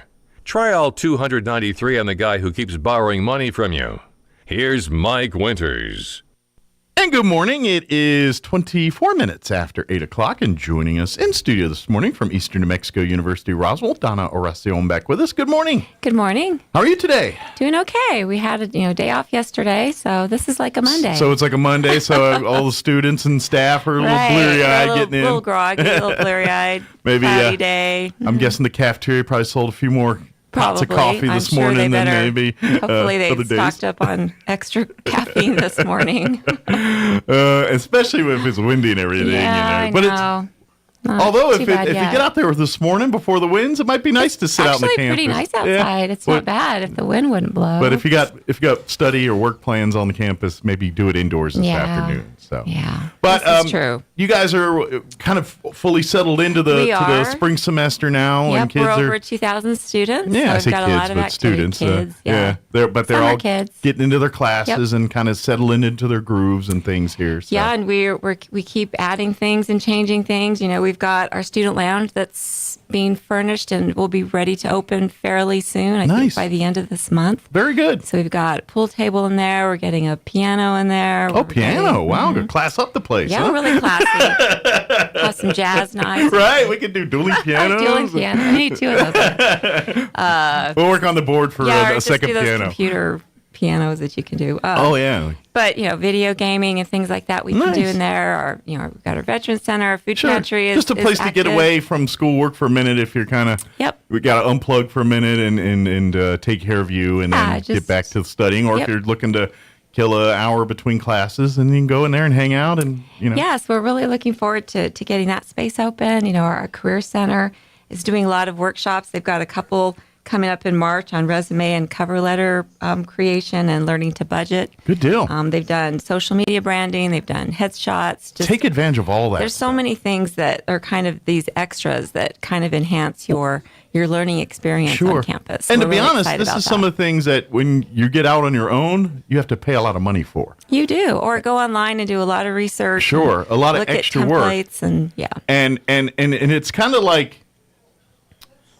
It's like technically it's not what's needed to land the job, but technically it is because it's your calling card, your signature, your presentation to a potential employer, and And we all know, that can get expensive, creating your professional, depending on careers and things, professional headshots and all. Right. That's a lot of money. So if you can get it for free or very cheap, take advantage of that. And it just gives you that extra edge that will put you ahead of somebody else. Maybe that other person is fresh out of college like you are and didn't have the advantage of having some of that stuff, and that might be the difference between you getting that job or the other person getting that job. Exactly. So take advantage of all this stuff. That's what's there for. So, we've got so many additional resources that students that can utilize, and we're really excited to see all of that going on. We've also got our foundation golf tournament coming up, so we're actively planning that and seeking sponsors. This is really the biggest fundraising event for the foundation and for scholarships is the golf course or the golf tournament. Yes. And I know it's kind of flip-flop, spring, fall, and stuff over the years, but it is the one event that the ENMUR board puts together, the foundation here, and this money is pretty much all earmarked for scholarships for students. So when you hear these great stories of these students at Ernie's, it's because you guys went out and whacked a golf ball around on a Saturday and ate some food and had a good time. So we're asking you to come out and do that again. Yeah, we'll do that again. So this will be our 20th annual. We've been doing this for 20 years. So they're pretty good at this point. They got a system. Yes, we've got it down pretty good by now. It's Saturday, April 8th at Anamai Golf Course. It's a morning tournament, so shotgun start is at 8. So we do. So it won't be 95 by then. It'll be nice. It's nice and cool. Usually by April it'll be good. 90. We're really one of the first big tournaments that you kind of kick off the season. The golf tournament season. So of course it's a 4-person scramble. $400 per team, $100 per player. We have corporate sponsorships for $600, whole sponsorships $150, and event sponsors for $1,500. And they'd like to get those locked down now, not in April when it's closer and to the event. Those that are associated with the team, of course, they get priority. So we put teams that just are playing without a sponsor on a waiting list, just because we have a limited number of teams we can accept at the course, mainly because of the number of golf carts that can play. The resources available at the course. Yeah, yes, absolutely. and my golf course staff is so good to us. They're great. Very professional. They know what they're doing. It's a great event. It's a lot of fun. I hear every year, when people talk, because you have your circuit goers that kind of go to they're avid golfers and they're golfing every weekend. So they usually, when each great organization's having their tournaments, they're already in there because they're going to be golfing anyway. Right. So awesome. That's great that you get to also support these extra things in the community. But there's a bevy of those people, and every time I always hear good things and how much they love the ENMUR tournament, just because the amenities, the swag, the things, the extras. We've got really good food. We have really good breakfast burritos, and we've in the past had a really good lunch. Chicken. If you leave hungry from an ENMUR golf tournament, it's because you're dieting or you just were so zoned in on golf that I don't know what you were doing. You just trip over food out. Right. We've got some good sponsors already. We always get some really nice prizes that we give away. We do a lot of drawings. So we're doing just closest to the pin prizes this year, not longest drive, because we know that does limit. Not everybody can make a really long drive. So we decided to go take for that out and just accuracy rather than distance. I think we're doing 2 closest to the pin prizes. Very good. So you might be the lucky one that does that. Win some extra stuff here. Yeah. So if you're interested, we have information on our website, or you can call Craig Collins, 624-7304, or just go on to roswell.enmu.edu, and you'll see our golf flyer. Okay. If people are out at the pro shop at NIMI, they can sign up there, talk to the pro there, and they'll get you in. Because at the end of the day, I think he's the person that kind of puts the teams together and they do, and makes they know the rules and all that. They know the golfers, and they know the teams that handicaps play, and all that stuff. Handicaps and all of that. Handicap team total of 40, things like that. So, again, we're really excited. That's April 8th, and that is Easter weekend. So that's the Saturday before Easter. All right, so you got Saturday on the course. That may be good or may be bad, but a lot of people say, I just want to get away from my family on the Saturday. So, so you can spend Sunday, And Easter's open. Easter's free to do whatever you like. There you go. So we're really looking forward to having that. Absolutely. So that's like a weekend of eating if you play your cards right, because Easter dinner is always a big deal. Yeah, there's a lot of good good stuff on Easter. And then you're going to be brunch. You're going to have to golf just to work some of the calories. Right. Maybe we'll give away some chocolate bunnies. Who there knows? You go. Something like that. Yeah, give them away early because I know by noon those things will melt. But they might melt. That would not be good. Yeah. But as you said, that this does raise money for scholarships, and the foundation gives away over $40,000 in scholarships every semester. And it's all thanks to everyone participating in this tournament. So all of our, the funds that we raise, we have really good investment policy with our foundation board. They really make sure we manage our money well.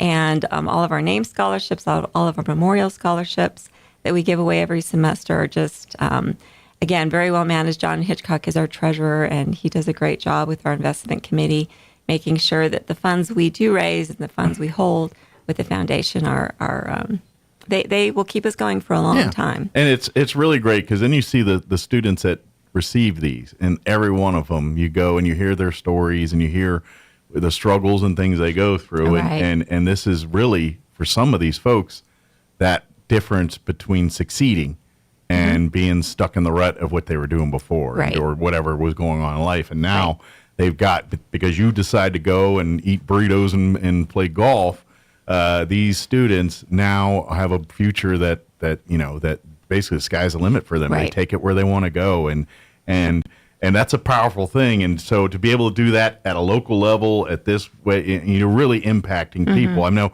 I'm getting a little hokey and cheesy here, but by you just participating in these golf tournaments, it's a huge asset to making our community better. Because let's face it, some of these students are the ones that end up being our business owners, our next city councilors. Stay local. They're part of our workforce. These are folks that are community leaders, that next generation. And by you hanging out with your buddies playing golf on a Saturday, Easter Saturday, is really setting the table for that. Yes. So please. And you know what? If you got a spouse that's kind of getting on to you about golfing, say, I'm doing it for the community. Doing it for the community. So I'll get to that. I'll get to that honey-do list later, honey. That's right. And our foundation does support so many other things too for our campus. Anytime a student club needs some additional funds, or some equipment needs, or faculty needs, there are a lot of extras that our foundation supports. And absolutely. So it's a really good resource to have for our college that are unrestricted funds, because our state funding is very restricted. Sure, there's it's earmarked only so much we can do with that. Yeah. But our foundation funding allows us to do a lot of extra things. Sure. And one of those additional things is coming up on Thursday. That is our reception that we're having for our new chancellor, Dr. James Johnston. Oh, we're going to welcome the new chancellor. We're going to welcome him to Roswell officially. He started January 1, but with the legislature and everything going, he's been pretty busy. Kind of had a chance to come and hang out on the campus yet. So we're really excited to have him be in Roswell, he and his wife, Stephanie. Very good. Where are they from originally, do you know? Well, she is from Las Cruces. Okay, so there is a hometown New Mexico connection there. And okay. I don't remember where he's from, but he was most recently in Wichita Falls, Texas. Okay, so he spent time in the Southwest too. Here. Yeah, so they're really excited to be in Portales and be chancellor of our system with our 3 campuses in Roswell, Ruidoso, and Portales. So we really haven't officially welcomed him, so he will be at the Anderson Museum on Thursday. It's from 5 to 7, and the community is invited. Okay, to come out and come. We'll have some nice hors d'oeuvres and nice little light refreshments, like reception, and come meet the new chancellor and his family, and get a chance to talk. And of course, if you're always, it's a great opportunity to kind of mingle and talk with the kind of the staff and things at the Eastern New Mexico University Roswell. And if there's something in particular that you want the chancellor to know about Roswell, sure. Or I know he's got a great vision for our system and is looking to create some more efficiencies and some new opportunities and have some innovative programs and services. Well, I think really events like this also set the table leadership for like business partnerships between, obviously, the Eastern, and I don't care if it's the Roswell campus or the Portales campus, Ruidoso, wherever. The goal of each of these campuses is to serve the needs of the communities which they reside in. Right. That also means, feeding and attending to the needs of businesses and things. So if businesses come in and say, I'm a whatever engineering business, we need more people qualified here. Right. And they come talk to the college about those programs and training and partnerships. Right. And that's how those start. You know, we talk about like the great partnership you have with Crumlin and, you know, what was used there.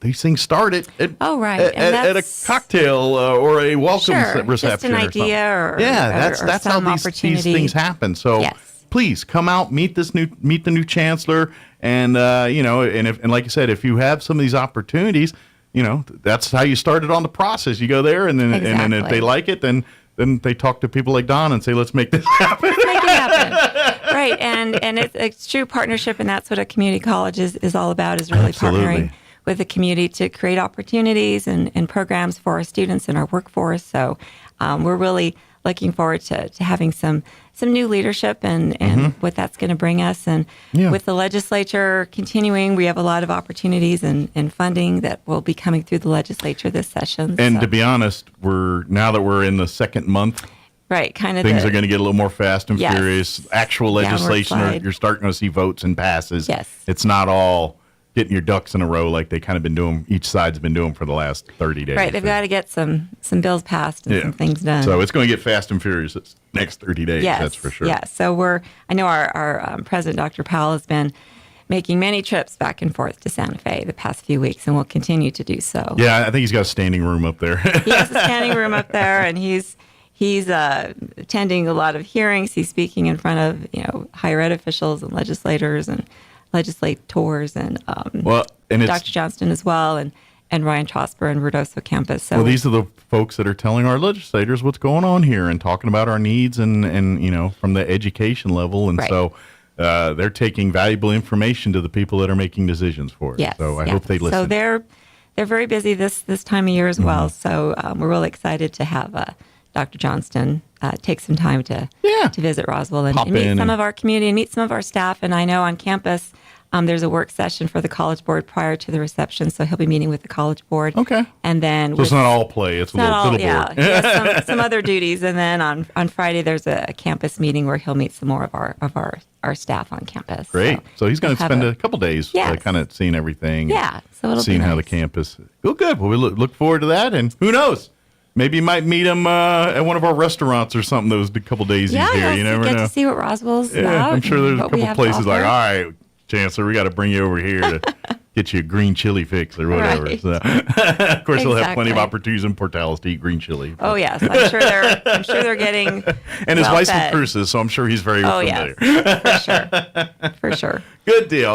What else do we want to promote? So also, we just wanted to mention we are doing another senior day. We've called it Explore Eastern over the years. Different and this is high school seniors. High school seniors, yeah. Now, seniors are more than welcome to come and tour the campus, but this is for high school seniors. This is for high school seniors who are still oftentimes debating which college to attend and not sure or to go to college or where to go. What they're going to do. Yeah. Right. So it's April 6th, and so that's right before our golf tournament. So that's again a morning event. So you can sign up with your high school counselor. I think every high school counselor in Chaves County is on their radar, and you can sign up through them. And we have private lunch, schools too, I'm guessing. Yes, as well. And lunch and transportation is provided so that if they want to get to the campus, they can hop on the bus for that. And so, again, it's kind of a nice, busy morning. They can see what classes we have, our facilities, meet instructors, staff, and a lot of giveaways as well. And I would offer to high school seniors, even if you've kind of got your mind made up, come anyway. Because and this is what I'm saying. This is why I'm saying this. I get it. There's a sect of kids, and sure, you have your dreams, and you're like, I'm going to Harvard one day. I'm going to, awesome. Good goal. Great thing to do. But it's kind of hard to get into Harvard. It's kind of hard to get, and even if you get in, it's kind of expensive. Yeah. Here's the other thing, is see what's in your own backyard. See what's actually here. You might find out you can do all of your goal or a good portion of your goal a tenth of the price, and right here at home with your connections, your amenities, your family, your support system, all right here. Yes. So I don't care if you've already set in stone that I'm going to College X. Come see the campus. Maybe we could say, you know what? Let's put College X on hold for a couple years. Let's get everything done here, and then you're going to be that much better prepared for College X in a year or two when you go, because now you've kind of, rather than go, and here's another thing, it's a whole different world of learning from high school to a Harvard or a major large college. Student class size, you turn in from an individual to a number of 300 or more sometimes, depending on the class. Right. None of that exists at Eastern New Mexico University Roswell on any of the campuses. You've got class sizes very similar to what you dealt with in high school. Your availability to your professors and staff and all that are as the same or similar. You know what I mean? It's not a complicated process. Right. And so it's those kind of variables that turn success to failure sometimes. So for you to learn and to kind of, I hate to say it this way, but kind of grow up to be a little bit more mature. That way you can learn it on a much cheaper, much more forgiving environment than a place that is cutthroat. Right. And so that's what I'm not saying go for it. God bless you. That's an amazing thing. But prepare yourself, and maybe Easter can help you do that. Yeah, we provide such a great foundation for students that are out of high school straight into college. So it's just a nice transition to take classes with us. And then, of course, we have so many opportunities. The Presidential Scholarship is available. If you're in the top 10% of your class, you can have basically a free ride and get everything covered for your 2-year associate degree. And again, that's just a great start. To then you can transfer to whatever college or university you want. Or if you just want to start a career right away, you can take a 1-year program, 2-year program, whether it's in tech ed or health, and go straight into the workforce. So we have so many options, and I think we do open a lot of eyes when our seniors come to our campus, if they've never been, and just kind of get an inside look at what the campus is all about. They may have driven by or been to the Performing Arts Center for a play or to an event. They really don't see what our campus has to offer. And once they see the equipment we have, the labs we have, they're like, wow, I didn't realize all this was here. Yeah. And they talk to their fellow students. That's when it stops looking like high school. Yeah, and they say, wow, this is really a great place to start. Sure. So we really kind of hope that they do attend again, whether they've already decided or not. Absolutely. But it's a great chance to just to get an inside behind the curtain view. And not to what mention, the college is all about. because I know some folks, and parents, I get it, all that, but some students are pursuing parents' dreams and not their own dreams, and that never works out right, as far as I'm concerned. And if you're not sure, if you're like, I want to pursue something, I just don't know. Don't want to be an engineer. Don't want to be a doctor. Don't want to be. Go to college now. Yeah. English, math, these are things that no matter what your degree plan is, you need these under your belt.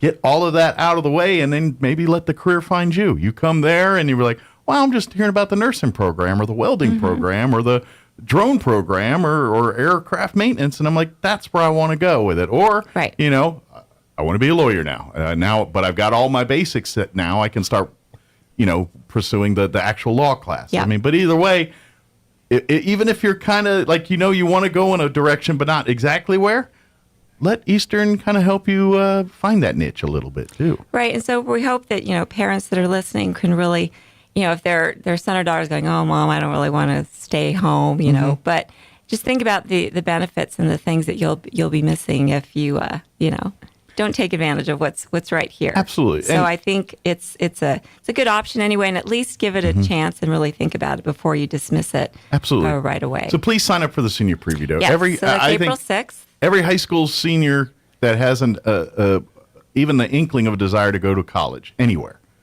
you should sign up for this just to see, because even if you choose not to, or even think if it's a slim chance, you don't want to close the door when you don't have to. Right. No, it's really good planning and good idea to see what we have to offer. Don't put all your eggs in one basket. That's the stuff my parents used to tell me. Exactly. But again, that's coming up April 6th. April 6th. Is there a deadline to sign up for that? Or I'm not sure. Probably, I think you can probably sign up until that very week of the event. If you think about it, please go talk to your parents. We'd like to know in advance, just make sure we have enough logistics for everybody, lunches and transportation, and enough seats for everybody, and all that good stuff. Yeah. So we're looking forward to that, and of course, we have spring break coming up, and that'll be a few weeks before we know it yeah, here pretty in March soon, here. and midterms, and then we'll have graduation before you know it. So the semester just flies by. But some of our programs I just wanted to mention are our phlebotomy and medical assisting program. They're going to be offering more online and evening classes to help those students that want to become medical assistants. Maybe they're working in doctor's offices right now. Sure, and they're trying to get their certifications. Trying to get certifications. Yeah. So we're doing that. Our phlebotomy classes core program is going to be offering a fast track phlebotomy course. So we're just really trying to reach out to people that are busy and maybe already working, that they can still take courses with us and complete a program without interrupting their life. Absolutely, you can much. get it, and that's again what we talk about with Eastern. Is we work around your life. Yes, and, we're trying to be as flexible as we can. Yeah, it's not a campus. It's a campus that's designed to work for people that have other lives. Yes. By the way, I always changing. As a person getting older and getting subject to more and more needles as I get older, I am thankful for quality phlebotomy training. Yes, we are very thankful for that. It's when it is a huge when they're difference. Poking that needle in you can tell the difference between the people that know what they're doing versus the people that don't, and it's a much more pleasurable experience for the people that do know. We make sure our phlebotomists have a lot of training, a lot of practice finding those veins. Please pay attention to that class. For the love of my arms and buttocks and everything else, pay attention to that class. Yes, it's a very, very valuable skill. Those that have veins that are easy to find, those that have the rolling veins, as they call them, and those that just can't find. Well, and then they always get like when you do lab work, you're fasting, so you're dehydrated, and so it's a little tricky to get that vein, So you're kind of like, please be good at this. I hear you. So we make sure that our medical students really get that training in our sim labs. Absolutely. And on the mannequins that we have, and they have a lot of other training aids that they really use. So listen to everything those instructors do. Get lots of, I don't know if you practice on oranges or whatever first, whatever you practice on, get a lot of practice. We have a little, there's a picture here with little those. Oh, they got that one there. Modern technology. Arms. I'm thinking of something when I was. Very lifelike. The skin is very lifelike. So I think back in the day, like they used to practice on fruit and like tattoo artists, same thing. Don't they practice on like pigs and stuff till they get their craft down? I think so. Not alive pigs, like the ones you get at the store to eat. I guess after you smoke it and eat it, you could tattoo it first. But anyway. Okay. I don't know. That's a new. That's just what I hear. A new program, but in the future. But I've seen enough like '80s movies where they show nurses like practicing on oranges and stuff, how to give shots and all that. So. Well, we did a lot of dissection back in our biology class. I did too. Yeah. I remember that. We did a worm. Did a worm. Yeah. There's a lot to learn from a worm. There is. Really and I remember the first time we did it, I was like, how are we going to cut open a worm and like look at it? It's like it's a worm. I could barely get on the hook when I was fishing. Now I'm going to dissect it. And sure enough, we did it. They showed us how to do it. Yeah. So. Anyway, Roswell.enmu.edu is the website. Anytime. There's a lot of great information on there. Again, we'll be posting our summer fall schedule first part of April. Yes, so and like I said, coming up. Sign up for summer classes here in like a month maybe, or you could probably. When can you officially start signing up for summer? It's probably the first part of April. So here in about a month, just a little over a month from now. So we just roll from one thing to another. Yeah, and then of course, usually shortly thereafter, the fall semester opens right up. So. Yeah, we do fall and summer summer and fall at the same time. So beginning April here, you can sign up for both semesters. So right. So people that are really thinking ahead and planning ahead. And I'm telling you, if you're going for a specific degree plan, or you need certain classes at certain times, the earlier you register for classes, the better, because that way your selection's better, because less people sign up. The classes aren't as filled. You're going to have more time slots, more variety, more, and especially if it's a niche class where there's not the entire campus that needs it. Very small, that they can only take a certain number of students just because of the equipment in the classroom or lab, things like that. So some are capped pretty quickly. Absolutely. So please do that. Do yourself a favor. Sign up for those early. Get them like here in April when it opens up. Be one of the first. You can go online and do it. You do it in your underwear. Don't even have to get dressed. That's right. Unless you're a new student, then you need to come down. And we do encourage, right now, if you want to speak with an advisor, they're all available now. It's a great time to just come out and talk to an advisor. When it's not busy. It's not busy. Yeah. come out for a probably a good campus time to tour. talk financial aid and stuff too. If Financial you're aid as if well. you're trying to lock that down, because isn't this the time of year where you got to start turning in forms and things? March, February time. Yeah, there are some deadlines. Yeah, I feel like there is some. And then, we have opportunity scholarship, lottery scholarship, a lot of the Plus, a lot of our local foundation scholarships are open up right now. Yep. I just off the top of my head, the Historical Societies, theirs is open up right they now. have some as well. American Legion, I think, is opening up now. I'm missing a couple, but yeah. Right. They all have them, and a lot of them are on our website. You can see all of those as well. And our scholarship committee with our foundation just met last week, so they'll be announcing the scholarships that we've awarded for this spring fairly soon. So come on out, and then don't forget, April 8th is the April Foundation 8th is Golf our Tournament. Foundation Golf Tournament. And if you want to be a sponsor or have a team, just go online or call Craig at 624-7304. There you go. As well. And then, of course, if you do a sponsorship there, you get the perks that come with it. So You do. You get a sign, you get a team. So the sooner you do that, the more, especially with promotional side and all that kind of stuff, gives you more chance for all that. Right. Get all your logos and things and all the literature and everything for the tournament. Exactly. So it's really hard to get that stuff done a couple days before the tournament. Right. They We do it like now. to have an advance notice. We need to get signs made or banners made, those sort of things. But roswell.nmu.edu. What's the main campus number if you have any questions? 624-7000. And that's the main number. That's So if the you main want to talk to number. them, they You can can- transfer you to our first aid, financial aid, or whatever department you need to there. Exactly. And come on down, check out the campus. And like I said, if you haven't been in a while, come take a tour. Come see some of the new amenities. Especially if you haven't been in a couple years. There's a whole lot of new There's stuff. a lot out of there. changes. Yeah, A lot of new things. Come see the campus and come. And if you're looking to improve your future in any way, shape, or form, I don't care if you're a high school senior or 78 and looking to take a class or two for your own personal enrichment.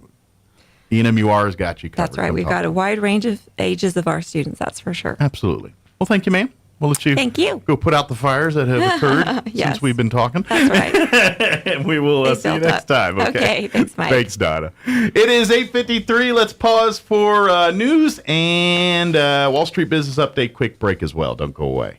Now for your Pecos Valley news update. New Mexico Governor Michelle Lujan Grisham on Monday signed to use zero-interest loans to help local governments in the arid southwest state repair or replace their public infrastructure that was damaged by wildfires or subsequent flooding.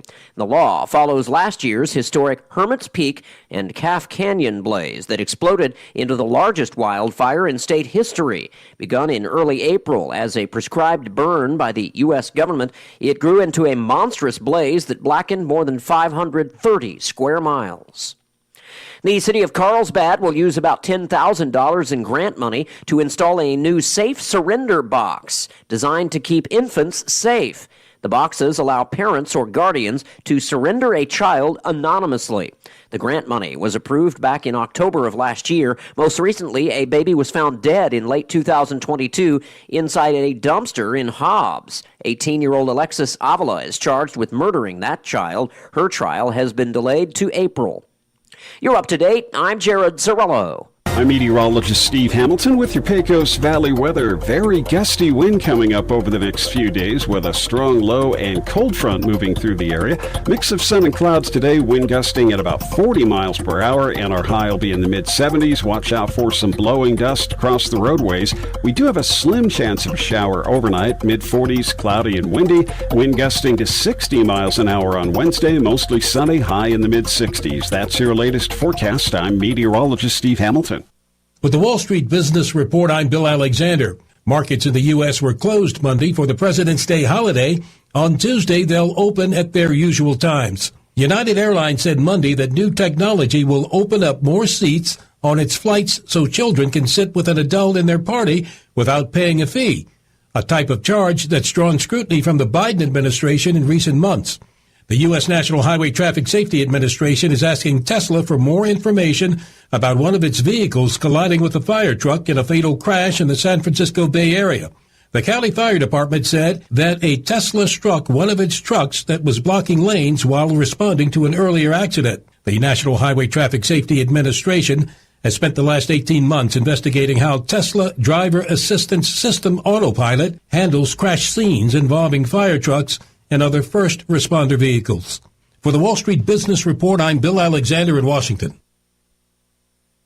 Roswell Skin Center is here to provide comprehensive skin care to southeastern New Mexico in a friendly and warm environment. Dr. Cometti and his team continue to offer a full scope of medical and cosmetic dermatology services, from treating skin cancer to helping you look your best. Roswell Skin Center is proud to introduce Anna Ingalls, licensed esthetician who specializes in cosmetic treatments, including laser rejuvenation, hair removal, facials, chemical peels, and more. Anna is accepting new patients, and when you schedule your first treatment, you can receive $50 off and begin earning valuable discounts to be enjoyed throughout the year. Schedule with Anna by calling 575-208-2509. And for more info on our services and rewards, go to roswellskin.com. If you need a Kubota that works and plays hard, stop looking. You'll find everything you need at Amigo Machinery. When it comes to tough Kubota tractors, mowers, construction equipment, and utility vehicles, all with low-rate financing, Amigo Machinery is your one-stop shop.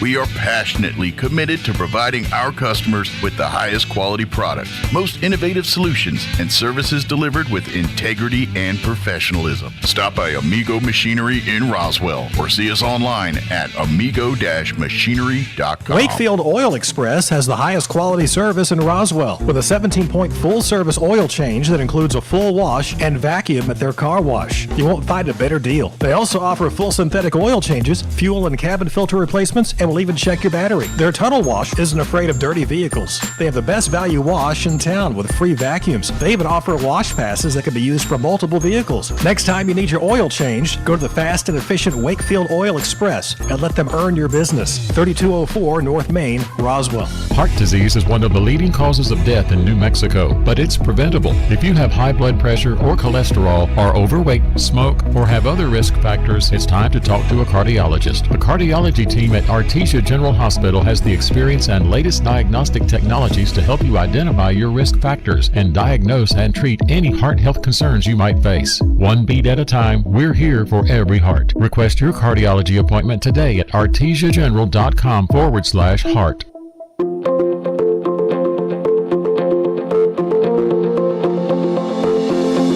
Have you ever had someone do something kind and out of the ordinary for you? How did that make you feel? I know for me, it brightens my day. Hi, this is Pastor Troy and Julie Smotherman for The Joy of Marriage. Galatians 6:9 says, "Let us not get tired of doing what's right, for after a while we will reap a harvest of blessing if we don't get discouraged and give up." I've learned when you don't know what to do, just do the next right thing. Keep sowing good things into your spouse and your family. Be patient. God promises He will give you a harvest. It will make a difference. A successful farmer just keeps on working and expects to have a great harvest. I know when my husband brings me flowers, it blesses me. So do something unexpected for your spouse. It will pay off. If you have any questions or would like further information about the Joy of Marriage Ministry, please go to jomconference.com. Your home for Coast to Coast AM in Roswell, 106.5, Roswell's Talk FM, KEND, Roswell, New Mexico. News this hour from townhall.com. I'm Rich Thomason. The nation's housing slump is deepening. Used home sales falling for the 12th straight month in January, dropping to the lowest level in more than a dozen years. Sales fell to a seasonally adjusted annual rate of 4 million properties last month, the slowest annual pace since October of 2010. That's when the housing market was still reeling from the 2008 foreclosure crisis. Russian President Putin is putting a stop to START. He is suspending Russia's participation in the new START nuclear pact. He made the announcement during his State of the Nation speech earlier today in Moscow, during which he also blamed the West for his invasion of Ukraine. Retired Lieutenant Colonel Robert McGinnis, our military affairs analyst. Well, it's fairly typical of Putin to blame others for his own mischievousness, blaming, of course, the West because he used the words limitless power is what they seek, and therefore he said the elite of the West provoked the Ukraine war. President Biden, currently in Poland, has been meeting with the Polish president and other NATO leaders. He's scheduled to deliver a speech later this hour from Warsaw. Apparently not afraid of what the U.S. may do, China is slamming the Biden administration for its warning to Beijing not to send arms and ammunition to its ally, Russia. China basically telling the administration to mind its own business, saying it will decide who it will support.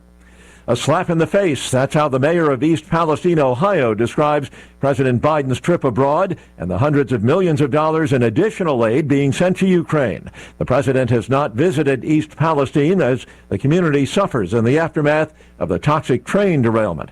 On Wall Street this hour, the Dow is down 465 points, the Nasdaq off 197 points. More on these stories at townhall.com. Here's an important message from the Diabetes Solution Center. Do you like pricking your fingers to test your blood sugar levels? No one does, but it's important to maintain your health. And now, by wearing a small remote device called a continuous glucose monitor, or CGM, you don't need to prick your fingers anymore. It's easy to use and helps you make more accurate diabetes treatment decisions. If you are testing your blood sugar 3 or more times daily, injecting insulin, or using an insulin pump, call the Diabetes Solution Center right now. And if you have Medicare or most major insurance coverage, you may be able to get a new CGM at little to no out-of-pocket cost. Shipping is free, and we'll even bill your insurance company for you. If you are testing your blood sugar 3 or more times daily, injecting insulin, or using an insulin pump, call the Diabetes Solution Center right now to learn how to end the painful finger sticks and get your own continuous glucose monitor, or CGM, at little to no out-of-pocket cost.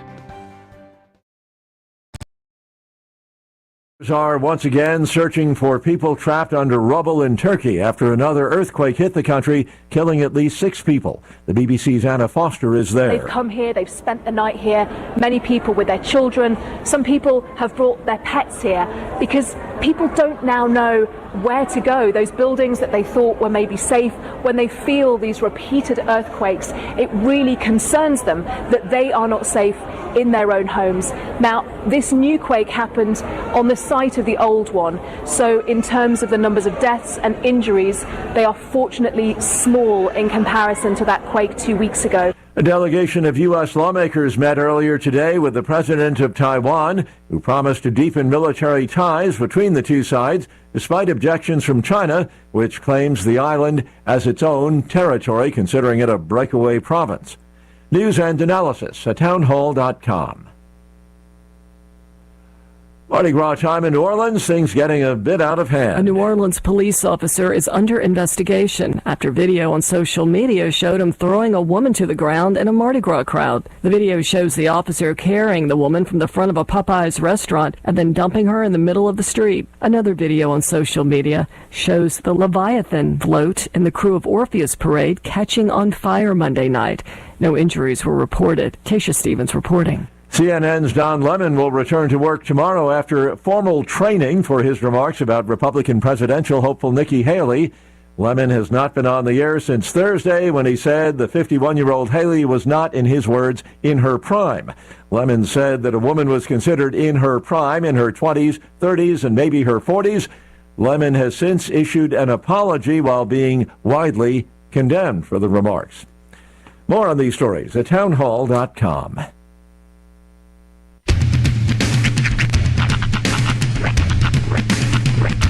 What in the wide, wide world of sports is going on here? I promise you, whatever scum did this, not one man in this force will rest for 1 minute until he's behind bars. Now let's grab a bite to eat. Yeah, come on. I feel the hot wind on my shoulder and the touch of a world that is older. I hit the switch and check the number. I leave it on and then I slumber. I hear the rhythm ringing through it. Flamenco guitar and cumbia music. I hear the talking of the DJ. The travel witch said, what does he say? I'm on a Mexican radio. I'm on a Mexican radio. Broadcasting live from high atop the J.P. White Building in downtown Roswell, New Mexico. It's Mornings with Mike Winters on 106.5 Roswell's Talk FM. Is that what I sound like when I talk? Now, here's your host, Mike Winters. morning, good morning. It is 6 minutes after 9 o'clock. Welcome to hour number 3 of Mornings with Mike Winters, right here on 106.5 Roswell Talk FM. Happy Tuesday. Yeah. This is not Monday. Nope. I know it feels like Monday to some, but some. Sure. Happy Tuesday. But for those people who it feels like Monday, you know what? You got yours. You got your 3-day weekend. I want to hear you whining and complaining. Oh, it feels like Monday. Yeah, well, it feels like Tuesday to me, and I earned it. He's not sensitive to your plate. Oh, what you're talking about, huh? Sorry about that. But happy Tuesday. Hope your day is going swimmingly well. Sorry, just my inner cynic going on. Oh, I could just go with a 3-day weekend. Tuesday's my Monday. I didn't have a wall on part of my house for most of last week, okay? We've all got problems. But all good today, right? That's right. All good today. That's right. All good today. Happy Tuesday. Mm-hmm. Hey, by the way, we were talking scholarships and all that. I was mentioning we were talking with Donna last hour. Yep. Don't forget the Historical Society for Southeast New Mexico. You've got till the end of March to turn in your applications for their scholarships, thanks to the Linda Hayes Trust. They've got 6 scholarships in total to be giving away. And there's going to be one Humanities and Arts Scholarship. One high school senior will be awarded a $1,250 scholarship for that. STEM scholarship, 2 high school students will be awarded $1,250 each for that. Character scholarship, 2 students will be awarded $1,250 for that. And then a continuing education scholarship, I believe that's new this year, available for all college students. 1 student will be awarded $1,250 for that. Go to history, www.roswellnmhistory.com or .org. Email historydirector@outlook.com or call 575-622-8333. RoswellNMHistory.org, historydirector@outlook.com, 622-8333. It seems like you got plenty of time, but you want to make sure you get the application done thoroughly. It was a 2-month window. It opened February 1 and will remain open through March the 31st. So just put that on your radar. And then come out this Sunday to the Archives facility with the Historical Society. They've got a Sunday Fun Day event this Sunday at 3 p.m. Come out for John LeMay in his latest book.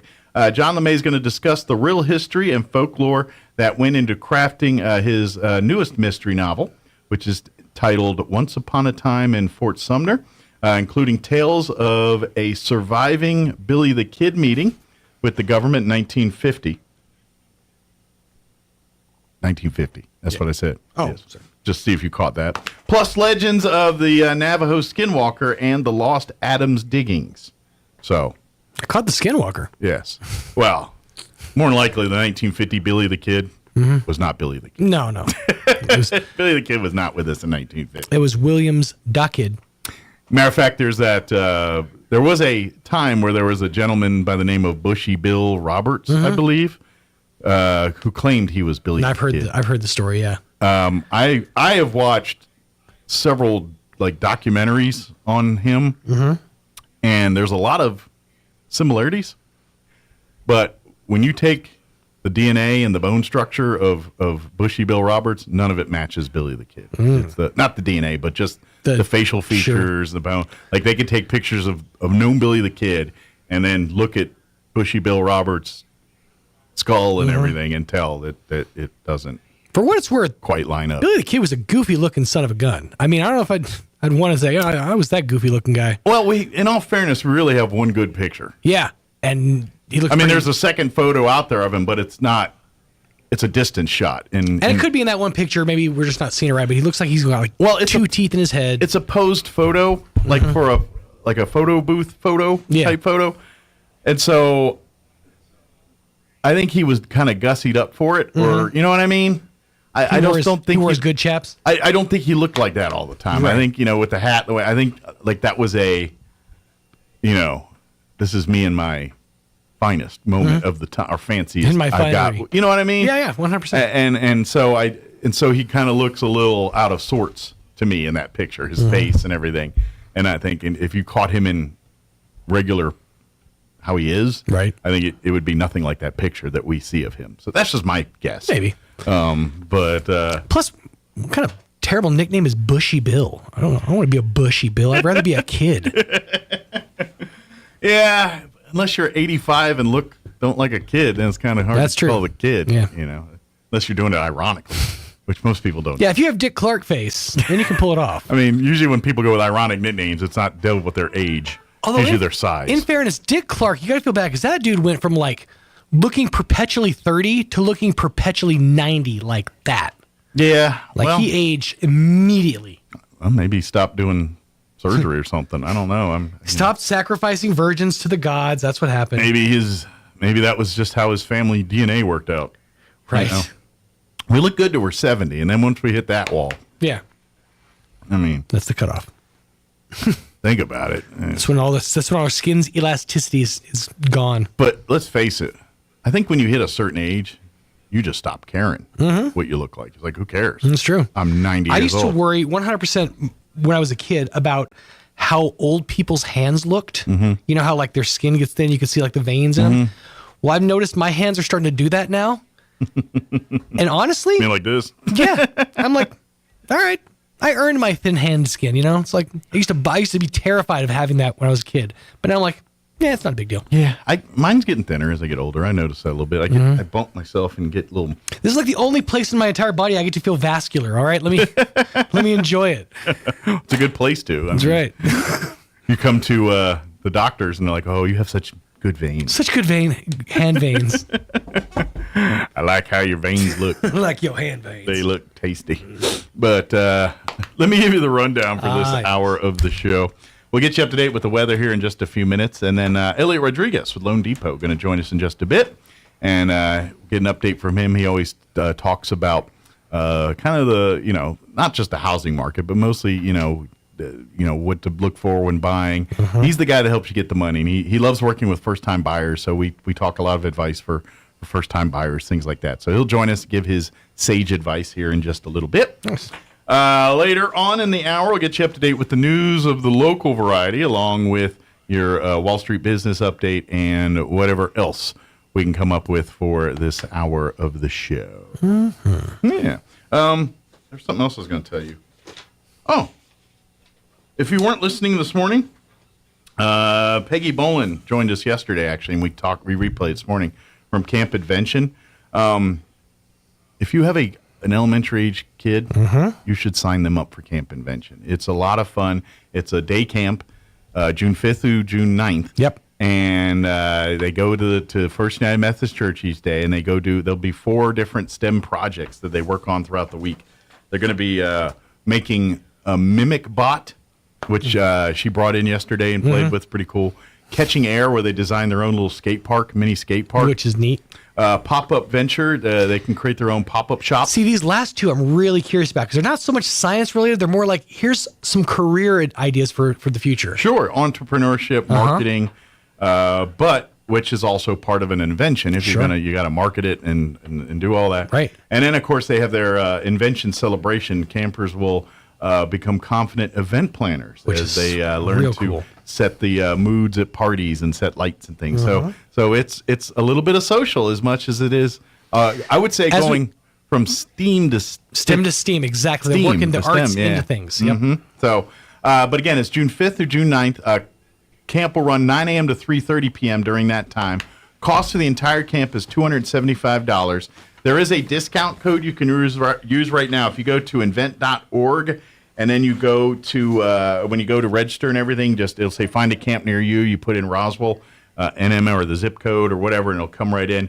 You can save $25 if you register before March 30th using that code. If you also have multiple children that you would like to sign up, you can use the code SIBLOVE30, S-I-B Love 30, save $30. Or if you have more than 2 kids, you can use SIBLOVE40 and save an additional for 3 or more.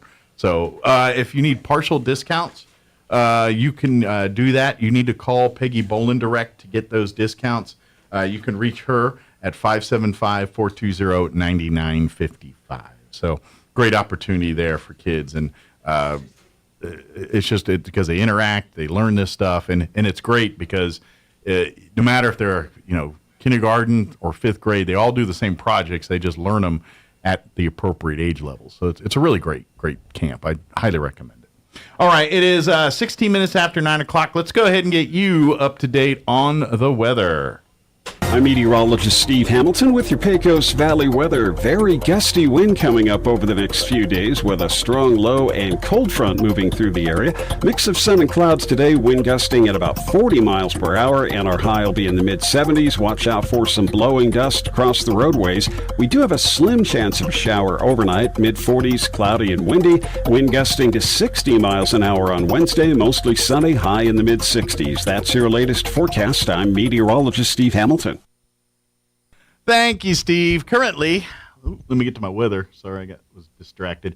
Currently 60 degrees here in Roswell. Humidity is at 52%. Winds currently out of the southwest at 10 miles per hour. Today, another windy one. And could see a little slight chance of some rain tonight, but we'll see. But partly cloudy today and a high of 74. That's the good news. The winds are going to be up this afternoon. Not so much right now, 5 to 15 this morning out of the southwest. But later today, those winds will increase 20 to 30. Could see wind gusts as high as 40 miles per hour. Tonight, we are looking at a slight chance at some rain showers before 9 p.m. now, they're saying, at 20%. Partly cloudy with an overnight low of 43. Winds will be breezy out of the southwest at around 25 miles per hour. Could see wind gusts as high as 35 miles per hour tonight. For your Wednesday, that's where the winds really kick in. If you think it's going to be windy today, wait till tomorrow. Hold on to your hats. We do have a high wind warning in effect beginning at 8 a.m. tomorrow. That's going to remain in effect through 2 a.m. Thursday morning. But for your Wednesday, patchy blowing dust after 11-12 time frame. Sunny, 63 for a high, but the winds will be up out of the southwest, 20 to 30. Increasing 35 to 45. Could see wind gusts as high as 65 miles per hour.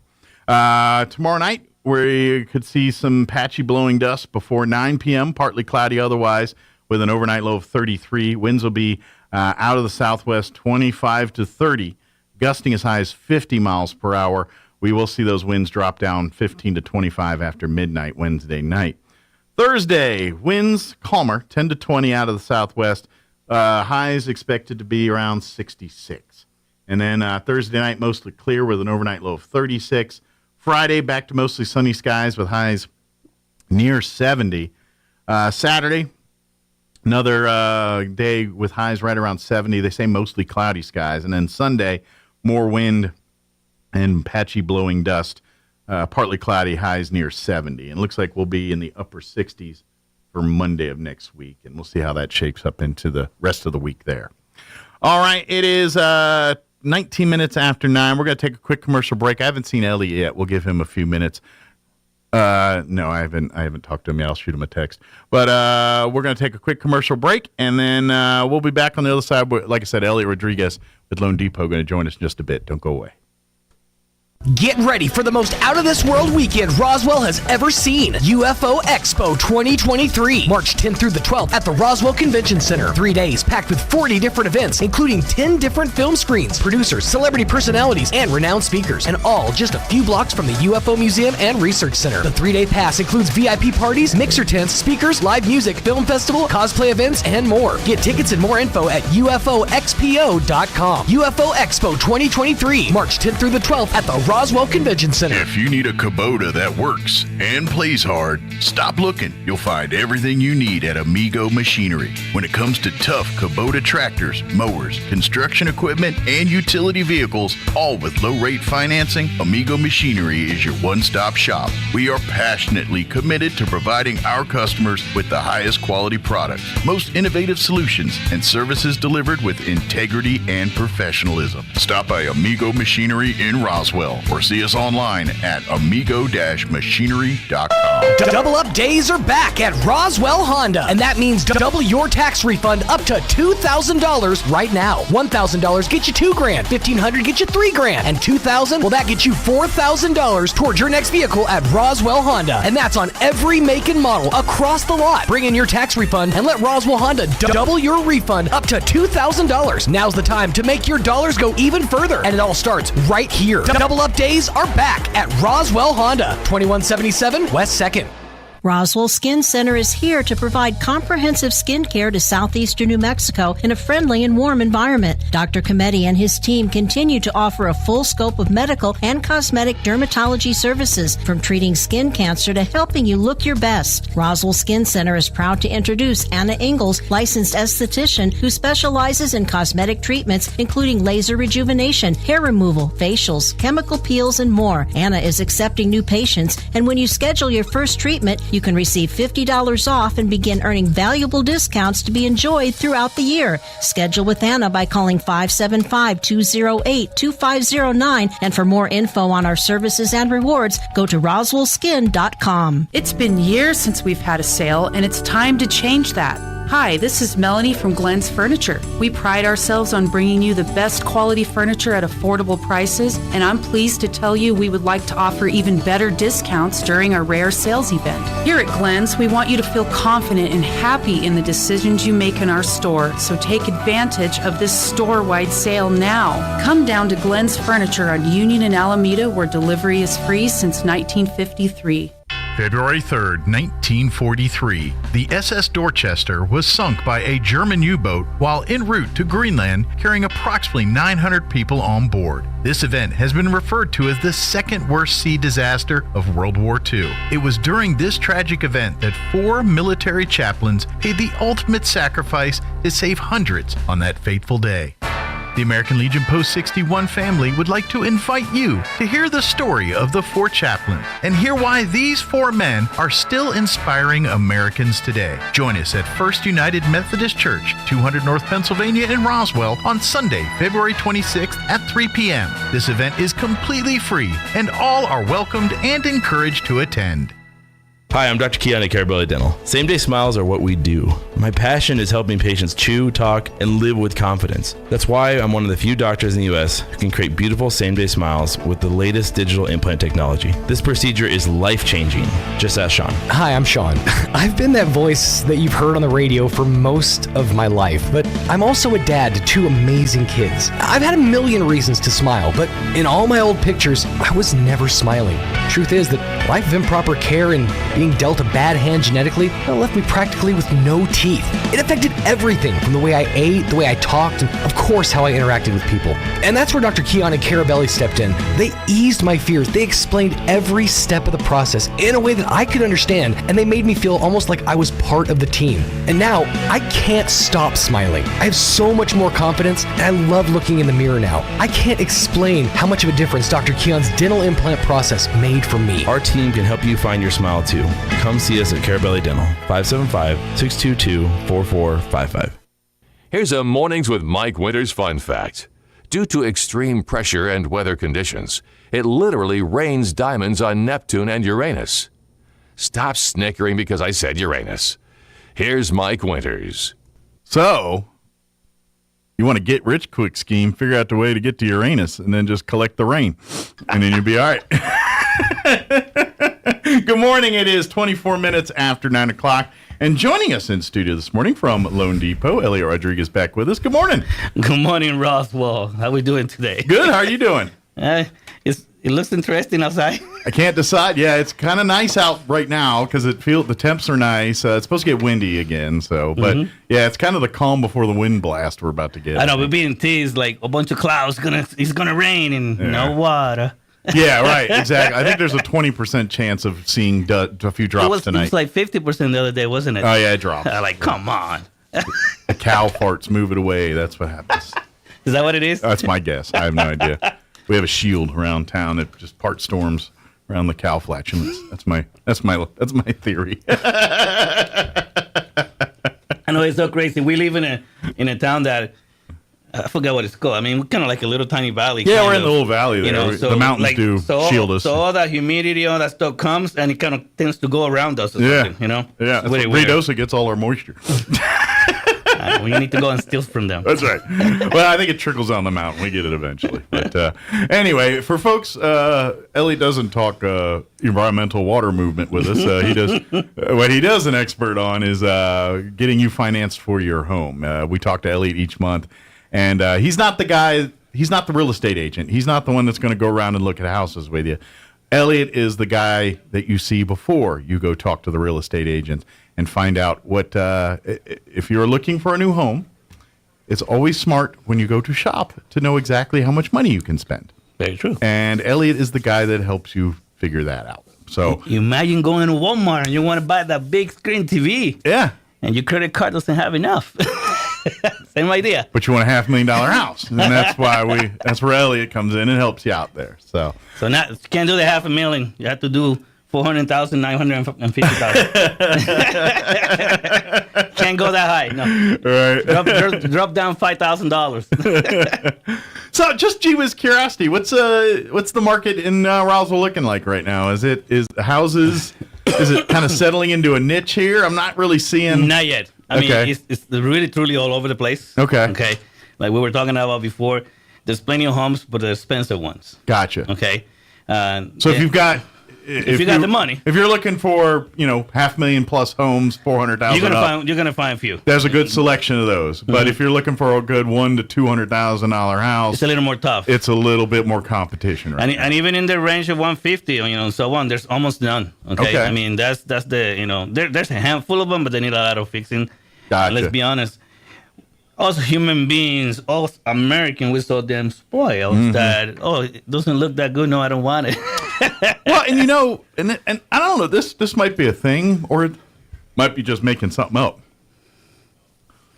This could be a generational thing, a little bit. Where I think so. Whereas people our age and older, more older, when you get to my age, it's still we weren't of the generation of. Like, we didn't see the Depression. We didn't see those things. We aren't one of those. We don't tend to be those types that want to make everything last as long as it can. And that's not a good thing, by the way. But part of that is the fact that we're just not handy. Like generations before us. Oh, I will fix that car. I will change the oil. I will finish the basement. I will do that work. Now it's, do you know a guy that can do that? You know what I mean? That's so true. And so I think that might even come into play when buying and selling your home. It's like, I can save a bunch of money buying this house, and then I can create the basement I want, or I can redo the bathroom the way I want. But nowadays, people are like, I don't know how to do that, and I don't want to, And let's face it, if you don't know how to select contractors and things, that can be an intimidating process too. And an ugly one at that. Exactly. You got to do your homework on those kind of things. Thank God I'm a little older. Sure. Okay. Ex-military, so I mean, they teach us how to do a little everything here and there. Yeah. You know what military's very good at teaching us dummies how to do complicated things. That's kind of what they're good at. I like that. No, it's true. I mean, they teach you how to do anything. Yeah. It's funny. That's one thing about the military. I don't care what branch it is. They can make the dumbest person on the planet learn something pretty complicated. They're very good at teaching that. I hear you. You know what I mean? And so but you know what? As an adult, okay, I think in general we should know how to do a few things, especially in the house. I mean, come on, okay? It's basic life skills at this point that you should have. And guess what? God has blessed us in a way that we have this beautiful thing. There's a YouTube video on everything. There's a YouTube video for damn anything out there. At least give you a chance to decide whether there's something you can tackle or something you should let a professional do. But I wonder if people are less resistant to buy a fixer-upper because unless they're into that, they're not going to see the value there. And that's true. That's another thing. All right. But if you're pretty handy, let's be honest, you can pretty much do anything with any home. Absolutely. Okay. And folks, the ones that are listening, okay, you could buy a house, and we said it all the time. It doesn't have to be a Taj Mahal, okay, but you can make it a Taj Mahal after the fact. Sure, absolutely. You have two ways to do that. When you purchase it, we could do a renovation purchase loan, okay. That means we can fix the home so you could buy it All right. Is it going to be fixed 100% the way you want it? It depends on your budget and depends what you're going to do. Well, how much money you'd spend. But you can make it the house you want it to be with the items that you have to have that you cannot compromise. And to be honest, some of the things you don't like in a house are very easy and cheap to fix. Things like paint. That's very true. I mean, painting is so easy to do. But it's so expensive. Somebody else is doing it. Exactly. Someone else doing it. It's very pricey. But if you have a modicum of patience and to just take your time and do it right, you can. Anybody can paint. It's just we all were trained in coloring when we were kids. All the homes that I ever had throughout the years. Yeah. Okay. When I decided to sell them or whatever, my wife and I, we touch up here and there. I'm not gonna lie. I hire some contractors to do some bigger work. Absolutely. Because I don't have all the time in Don't the world. the time, and sometimes you're like, look, I want to invest my time in something else that's just as important to me. But I'll tell you what, if I had all the tools and I had the time, I would have done pretty much everything myself. Sure. But in general, we did some painting, we did some fixing, we did some stuff here. Our homes look beautiful, so that's why it was easy for me to sell them at the time. Okay, I mean, it's incredible. Sometimes you find a home, and I get it. There is some sellers that don't have the money to actually take it to the next level. Sure. And fix them better so they can sell them quicker. But all you have to do is list it as is. Sure. Send the message and tell the people, hey, I'm selling it the way it is. Sure. Okay. And that way, the people that are going to try to see this house, they already know. Okay. And make it very clear. Sorry, they don't have the money to do all these fixings. Okay. But this is still a good house that you could buy. And guess what? I can come there and help you, and you could fix it up. And now you could buy a house that maybe is missing the heat pump outside. But now you could put a new heat pump while you're buying it. Okay. And guess what? You have a home. And what if I would even, say you're a new family, new married couple, planning on having kids in the next year, looking for your first home. You're broke because that's what young couples are when they're first out, and everybody lately is a little broke. Climbing, actually, but when you're starting out, you don't have a lot. Yeah, you don't have a lot. Pop-Tarts is a dinner sometimes. It's just what I mean. It's just that I get it. That's I haven't been in that house yet, but it happens. But when you're a young couple, you're kind of you're just in love, and but. You buy your first home, it's always a starter home. Rarely is that your forever home. I mean, sure, there's always an exception to a rule, but for the most part, this is your chance to learn how to be a homeowner. We all go through it. Your first home you buy, you learn how to be a homeowner because at some point things happen. Water pipes burst. Hot water heater that you were not expecting. Yes. Okay, and that's part of being a homeowner. So use this first house is learning how to be. And so if there's some things, hey, this thing needs a new sink. Maybe I can learn how to put a new sink in. And you watch a YouTube video, get your smart friend that actually does these things. We all have one. And I have to admit, let me tell you something. Yeah. Plumbing is my worst enemy. Okay. I can fix anything and I can do all the plumbing things. Yeah. I don't see how that big guys go into these little spaces and they come out of it and they don't have a bunch of scratches on their hands. Me, on the other hand, I'm not a big guy, okay? But I get in there and start messing around with, plumbing. I come out of there with scratches. Bleeding and stuff. Yeah.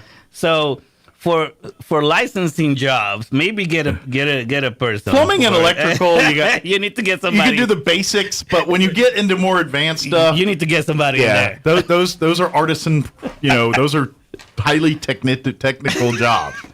But if you're like wanting to put down a wood floor, something that's follow the instructions. It's a kit. Put it together. A lot of times your laminate flooring or some of these are, it's just measuring and, correct. Putting a puzzle together. You'd be surprised. I had done some stuff that are like, I didn't even got taught this when I was in the military, and I actually got it done. Sure. And I check again next year, like, it's still working okay. Yeah.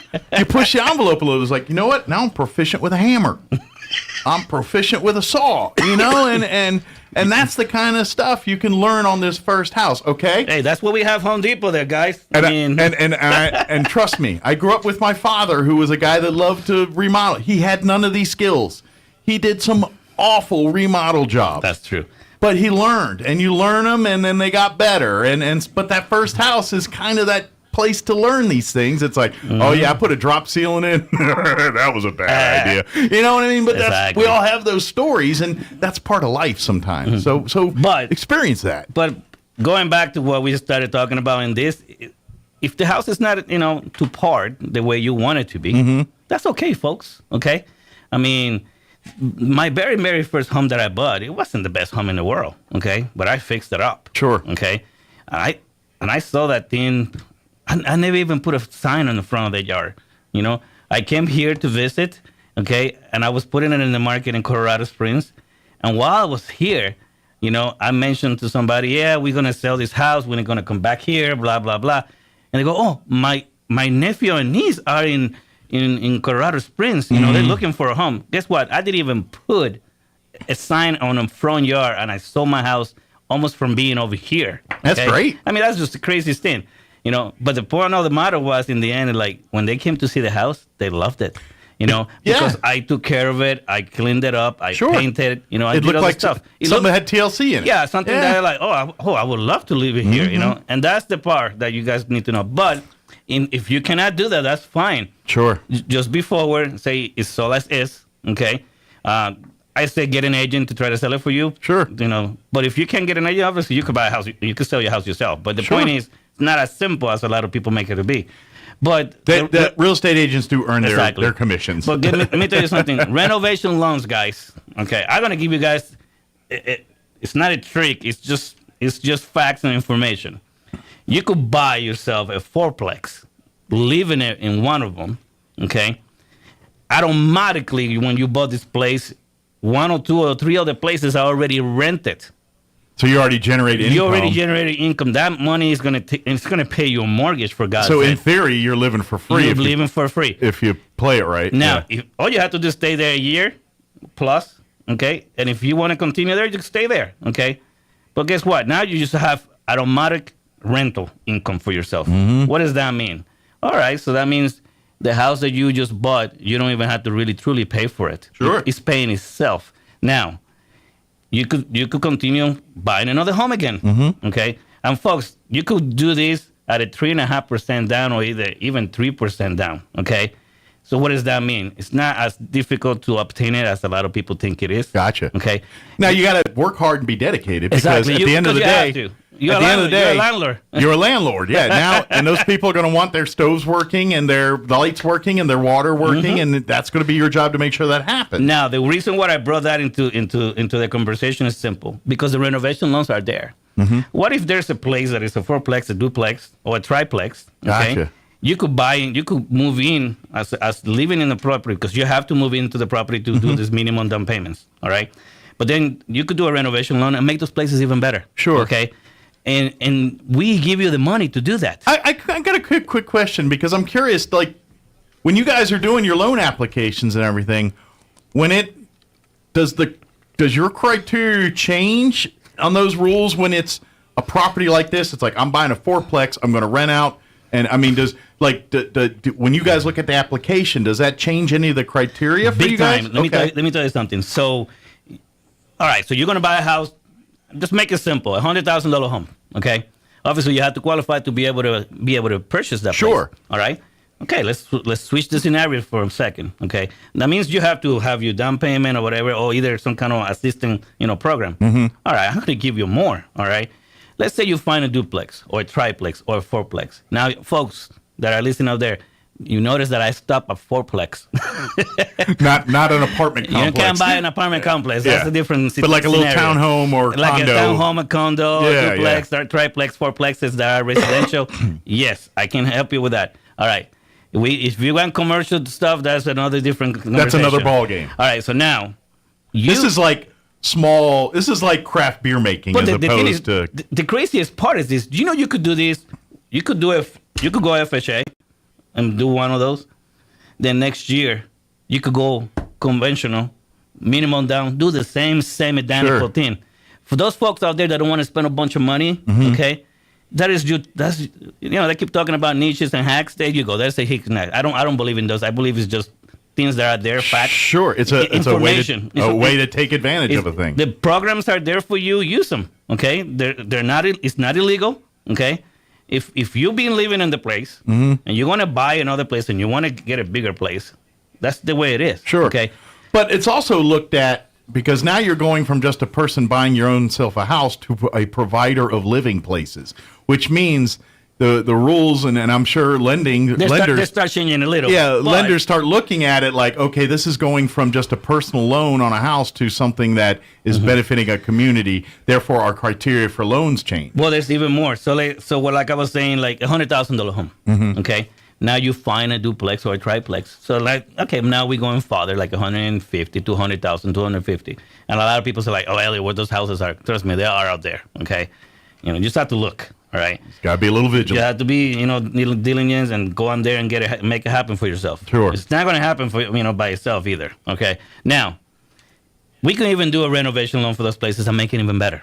All right, if we have to go FHA or if we have to go conventional, it doesn't matter, guys. Okay, I'm going to give you the different choices and you decide. And I'll advise you. All right, but this is the fact: we give you the money to do the fixing. A lot of people are like, oh, I need to save 20,000, 20% down. Sorry, 20% down to be able to do an investment. If you haven't bought a house, just buy yourself a house for yourself. Okay. Now, remember, if you're going to do investments and stuff like that, and you're going to buy a house and live there for 1 year or 2 years, whatever, and then invest it and rent it out and buy another house, obviously you have to be ready for that too. Sure. Okay. But the fact of the matter is, the tools are there. Okay. And a very minimum, you could buy a home and you could be an investor. Okay? Sure. A lot of people, you see stuff online, do this, do that. Guys, you could do it here. You could do it anywhere, okay?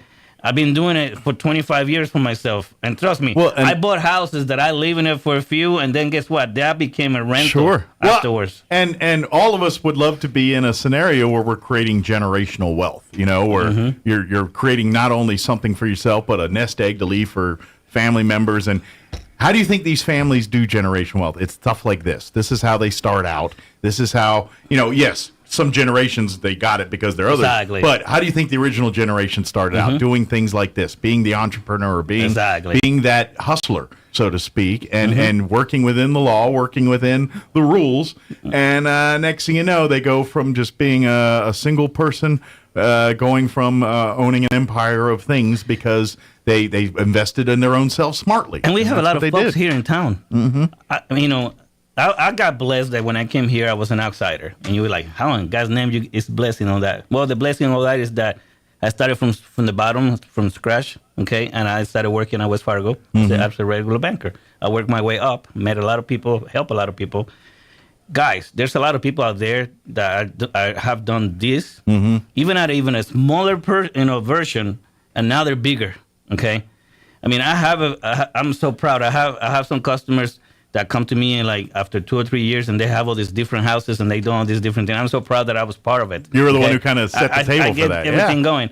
I got a folk that she's in Carlsbad, I think we live now right now, and she just became a real estate agent. She was the wife of a truck driver, and now they have a company that basically works itself. Wow. Okay. They got a bunch of properties. Good for them. I remember her going to Mexico because you have to go back to Mexico before you come back and do all that crazy stuff with the becoming a citizen and all that. Yeah. I mean, and this lady was pregnant when she was in Mexico. Wow. Running her husband's business, and he's the one driving, and she's running. That's the an inspiration right there. If that woman can achieve what she does based on the hand she was anybody can dealt. do it. That's my point. That's what I always say. You and I always say it's like if we did it, you can do it. I remember her coming back to the United States, coming to see me when I was still at the bank working as a banker. Okay, like, thank you, Elliot. Blah blah blah. Thank you for all your advice, because you know what? When I came back, there was people being raided by the feds and this and that by the IRS, losing their trucks, their business, and I did everything by the book, and we didn't have to worry about it. Exactly. And now this lady has a business that basically runs itself. Okay, they're investing. I mean, they got those big crazy homes in Ruidoso. I'm looking forward to going and staying in one of them. Okay, I mean, and that's the antithesis of the American dream, right there. I always tell her, like, I'm so proud of you guys. This is so awesome. I mean, I'm just like speechless right here. I was like, and when I see my customers doing that well, now I know I did the right thing. And it's taking that good information you gave them and then combining that with her hard work and dedication. Exactly. And now she's created where, like you said, where the she was handed a deck stacked against her with, being in a rough circumstance. Tough. I mean, that's tough. And she made cheating stuff. She not only made well, but thrived in that environment. And that's why I think, why America is still the greatest country in the world. And I think but if you're willing to put that effort in, if you're willing to just listen to the right people, take that advice, work with it, work within the parameters of the law and everything else. Do the right thing, and you're going to come out all right. You'd be surprised. I mean, you're going to come out all right. I cannot complain. I mean, I can tell you folks out there that are listening, okay, I pay taxes, and in the past, I hated to write a check to the IRS because I already paid a bunch of taxes, and I'm paying even more at the time, okay? Mm-hmm. It's all right. It's part of if you're part of the system, then you could use the system 100% for yourself. Sure. Okay?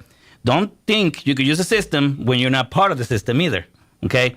There's a few ways you can get into that and still use it, but not as much.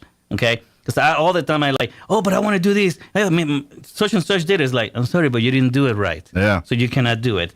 But I tell you what, you change this, then you can do it too. Okay? I'm here. Like I always tell people, I don't work for the IRS. I don't work for ISIS. Mm-hmm. I don't work for any of those damn companies. Okay? Sure. I'm not the government. I'm here to help you buy a house. Okay. And I'll give you the advices so you could get there. Sure. And every person that you give a loan to and help them you're doing it to help them succeed. Exactly. And yeah. that's I don't have any your agenda. Yeah. I don't have any agenda. You want, because at the end of the day, when that young couple bought their first home and then they learned how to put cabinets in and do all the things that they learned on that thing, when they're saying, you know what, we're a better place now, we're ready to upgrade to a 3-bedroom or a 4-bedroom, or we want to build one of those big houses in Ruidoso now. Exactly. They come to Elliot and talk to him, and then Elliot gives them the same kind of advice. Okay, now you're here. Let's see where we can go get you to the next level, and let's talk to you about that. Going back to what we were saying. So if you buy a duplex, a triplex, or whatever, and before you were going to be able to buy only like $100,000, $150,000 home because that's what you qualify for. Mm-hmm. Now you're on a different level because now you qualify for more. Because when you're buying a rental, okay, we're going to give you credit for the rent that you're going to receive for the other part of the property. Gotcha. Okay, so now you step up to a different level than everybody else. You're building your nest egg. Exactly. You know, and let's realize this: you are taking care of you. Mm-hmm. Okay, now. A lot of people have been talking about this $25,000 grant that's going on for the state of New Mexico, and there's a lot of stuff going out there that I see postings like, oh, sure, don't post that. Sure. Okay. Folks, I'm going to say a few things here, but you guys need to call me so I can tell you all the facts and how this thing works. Okay. If you have never bought a home, or all in the past 3 years, you never own a home, okay? Now, if you're married to somebody or whatever, and they own a home, you do not qualify for that program, okay? Not because you want to buy it and your spouse not buying it doesn't mean you qualify for it. Sure. Okay. So let's clear that out because I've seen a lot of postings and things online that are completely wrong. I'm actually going to post something soon. Well, and there's a lesson that every human being needs to know. There is no such thing as free money. There is no such thing as free money. These grant programs, they're wonderful. They are great. But they're there for a reason. They come with strings. They come with attachments. They come with commitments that you need to abide by. Exactly. And that's the string. Some strings are workable. Some are a little taller than others. That's why you need to do your homework. That's why you need to talk with Elliot. It's like, yeah, there's this grant or this program. Wonderful. What do you need to do? What do you got to do to do it? And is that something you're willing to do? And if you're not, then maybe that's not the free money you thought it was. Exactly. So, and not everybody qualifies for this, unfortunately. Sure. Okay. So, and I see a lot of people putting out stuff right there, and like, oh my goodness, don't say that, I mean, I'm not the marketing police, but just wanted to make it clear to people out there. Well, it's like when you go grocery shopping, it says fat free or less fat, and you better read all the ingredients in there for real. A trip to your Lunder is just like going to the grocery store. Sometimes you got to read all the labels. Now, remember we were talking about buying a home for $100K or so, and maybe buying an investment property. Folks out there, if you qualify for this program, I will be taking advantage of this thing so fast. What does that mean? That duplex, that triplex is a possibility you might be able to. Oh, it's maybe not the nicest place in the world. You know what? That's fine. Potential. It's potential for later. Okay, you can make it better for you. All right, take advantage of these things. Doesn't mean you cannot buy a home that is a first-time home and it happens to have an extra unit for it. Sure. Like that's win-win right there. Okay. You get money from the state of New Mexico that you don't have to pay back if you follow the rules. Sure. Okay. Hey, that's huge. Not to mention you're investing your money back in yourself, making money on yourself. Oh, by the way, I bet the neighbors in the neighborhood appreciate you went in there and fixed up that house because now their houses are more valuable because your house doesn't look like a horror show anymore. You know what I mean? It's a win-win all the way around. Exactly. It really is. And to be honest, and every dime you go investing into a property that you own to renovate up, if you're doing the right types of renovations and things, you're going to get every penny and then some back. Probably make money off of it if you're doing it right. Exactly. Again, there's always the wrong way to do things, and sure, there's horror stories of people that did it wrong, and now they're saying, "Oh, I lost." Well, again, it's about doing it the right way, doing it with sage advice, doing it with talking and trusting people that give you that good information. If you go down those paths, guess what? You're going to find yourself sitting pretty in 10 years, 20, wherever you want to, whatever you're trying to do.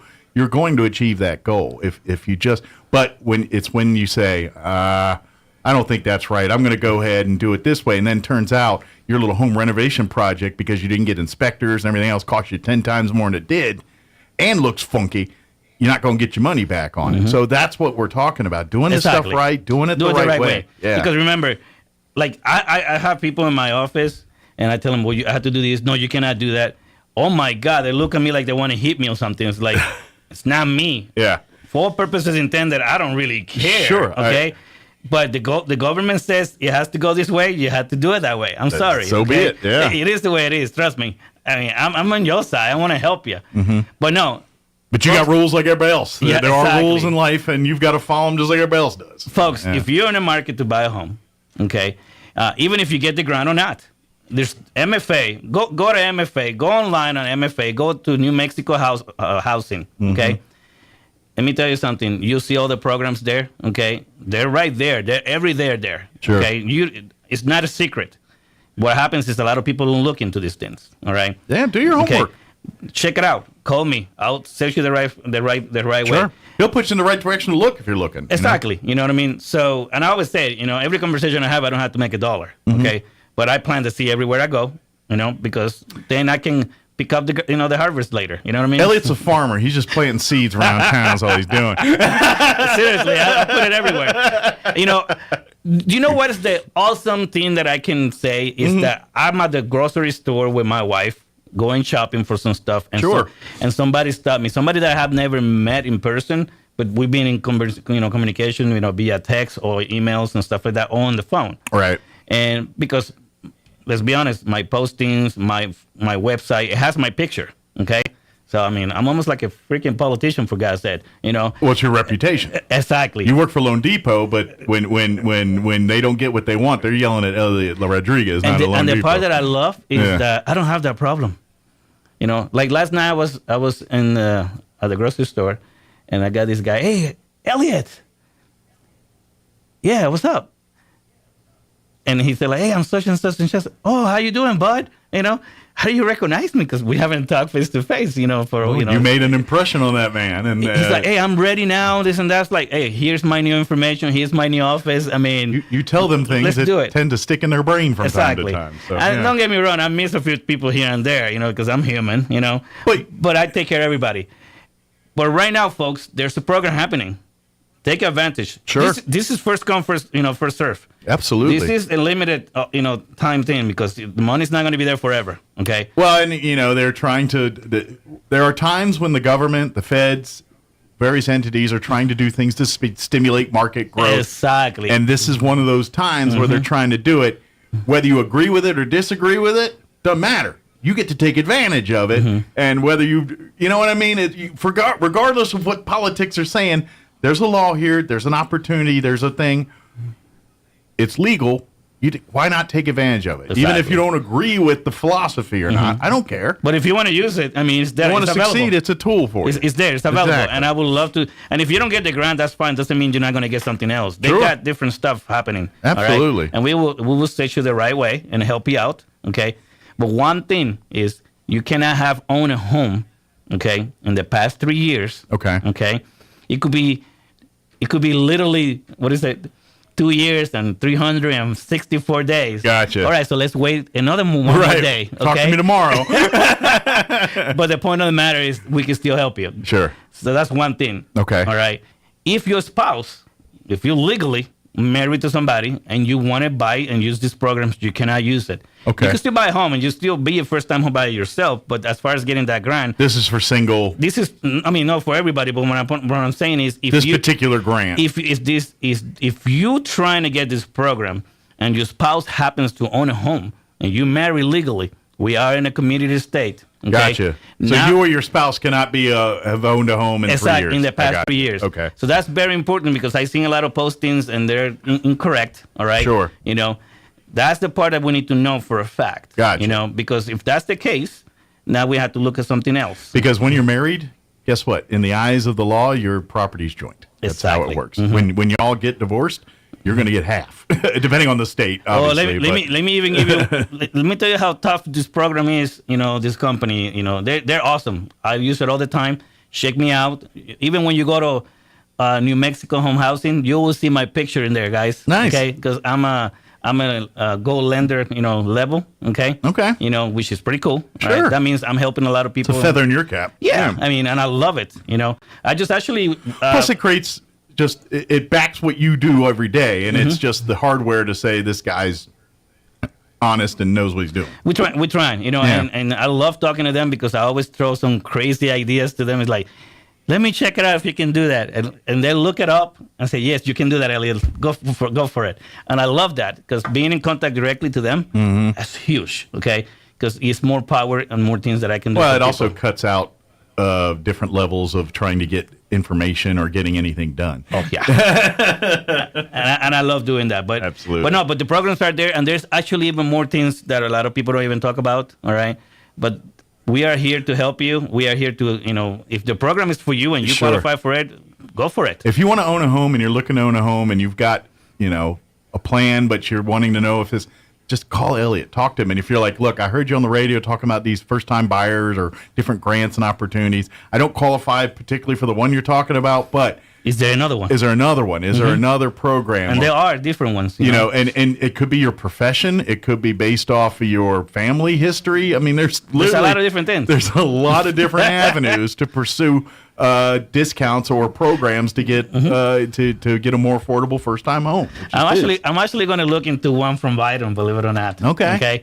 You know, and I need to find out if I can see if I can bring it here. Sure. And that's huge because when this one run out of money, at least maybe we could have another one. Absolutely. You know? Yeah. But the something in the fact pipeline. Exactly. You know, but the fact of the matter is to help other folks out there that have not saved any money, and not because you have a little money in the bank doesn't mean that you cannot use these programs either. Right. That doesn't matter, guys. Absolutely. They're there. If you qualify for it, you qualify for it. Put it this way, I didn't use my VA loan till I bought my second house. I know. Same thing here. My first time I bought, I never used it, and then I used it afterwards. Like, okay. To be honest, we used because my wife's a teacher, so we went teacher route the first time, VA the second time. So now I'm kind of tapped out. But and we do every program there is. Okay. Yeah. I don't even know. I mean, I even can I'm also a broker now, I guess. Because I can broker loans out. Yeah. If for some reason it's outside the scope of what I can do, guess what? I got a bunch of partners. And I can broker it out to somebody else to still help you buy a house. Exactly. Folks out there that are I-10s, they can actually buy a house too. Okay. So I mean, it's incredible some of the things that have happened and changed throughout the years. That now, if you do the right thing for yourself, you follow my lead, do what I ask you to do. Pretty much anybody can buy a house. Absolutely. It's the matter is how fast or how quick you can do it. Absolutely. We got to go. It's just about 10 o'clock. So. We got to wrap up this conversation, but hopefully we've kind of stirred some pots here and got people thinking. Reach out to Elliot. You can call him directly on his cell, 719-237-4680. Call his new office, 505-445-2070. Or you can go online to his website or shoot him an email. Check out Elliot's, you can see his bio and really learn all about his... at loandepot.com/Elliot Rodriguez. All one word. He spells Elliot with one L, and then his Rodriguez with a Z. at the end. So and one T on Elliot. And one T, yes. I'm sorry, yeah, one L, one T. I forgot there's some people that do two T's. Two T's, yeah. One. But you go and check it out, or you can shoot him an email, Elliot Rodriguez at loanedepot.com, and he'll get back to you as soon as humanly possible. So good deal. And the office is open for business. Yeah, and then of course, if you want to do your research on the company Loan Depot by all and means, all please. that, it's all there, and you can learn that now you got the personal service of Elliot with the backing of one of the largest lenders in the entire country. It's true. I mean, it's still kind of like settling down. It's kind of something that I have not even felt yet. Hey, Sure. we just brought a new company to town. This is a good thing for all of us. Sure, guys. absolutely. 'Cause I can do a lot more things that I ever were able to do in any other companies that I ever worked in the past. Absolutely. Okay, and guys, I'm not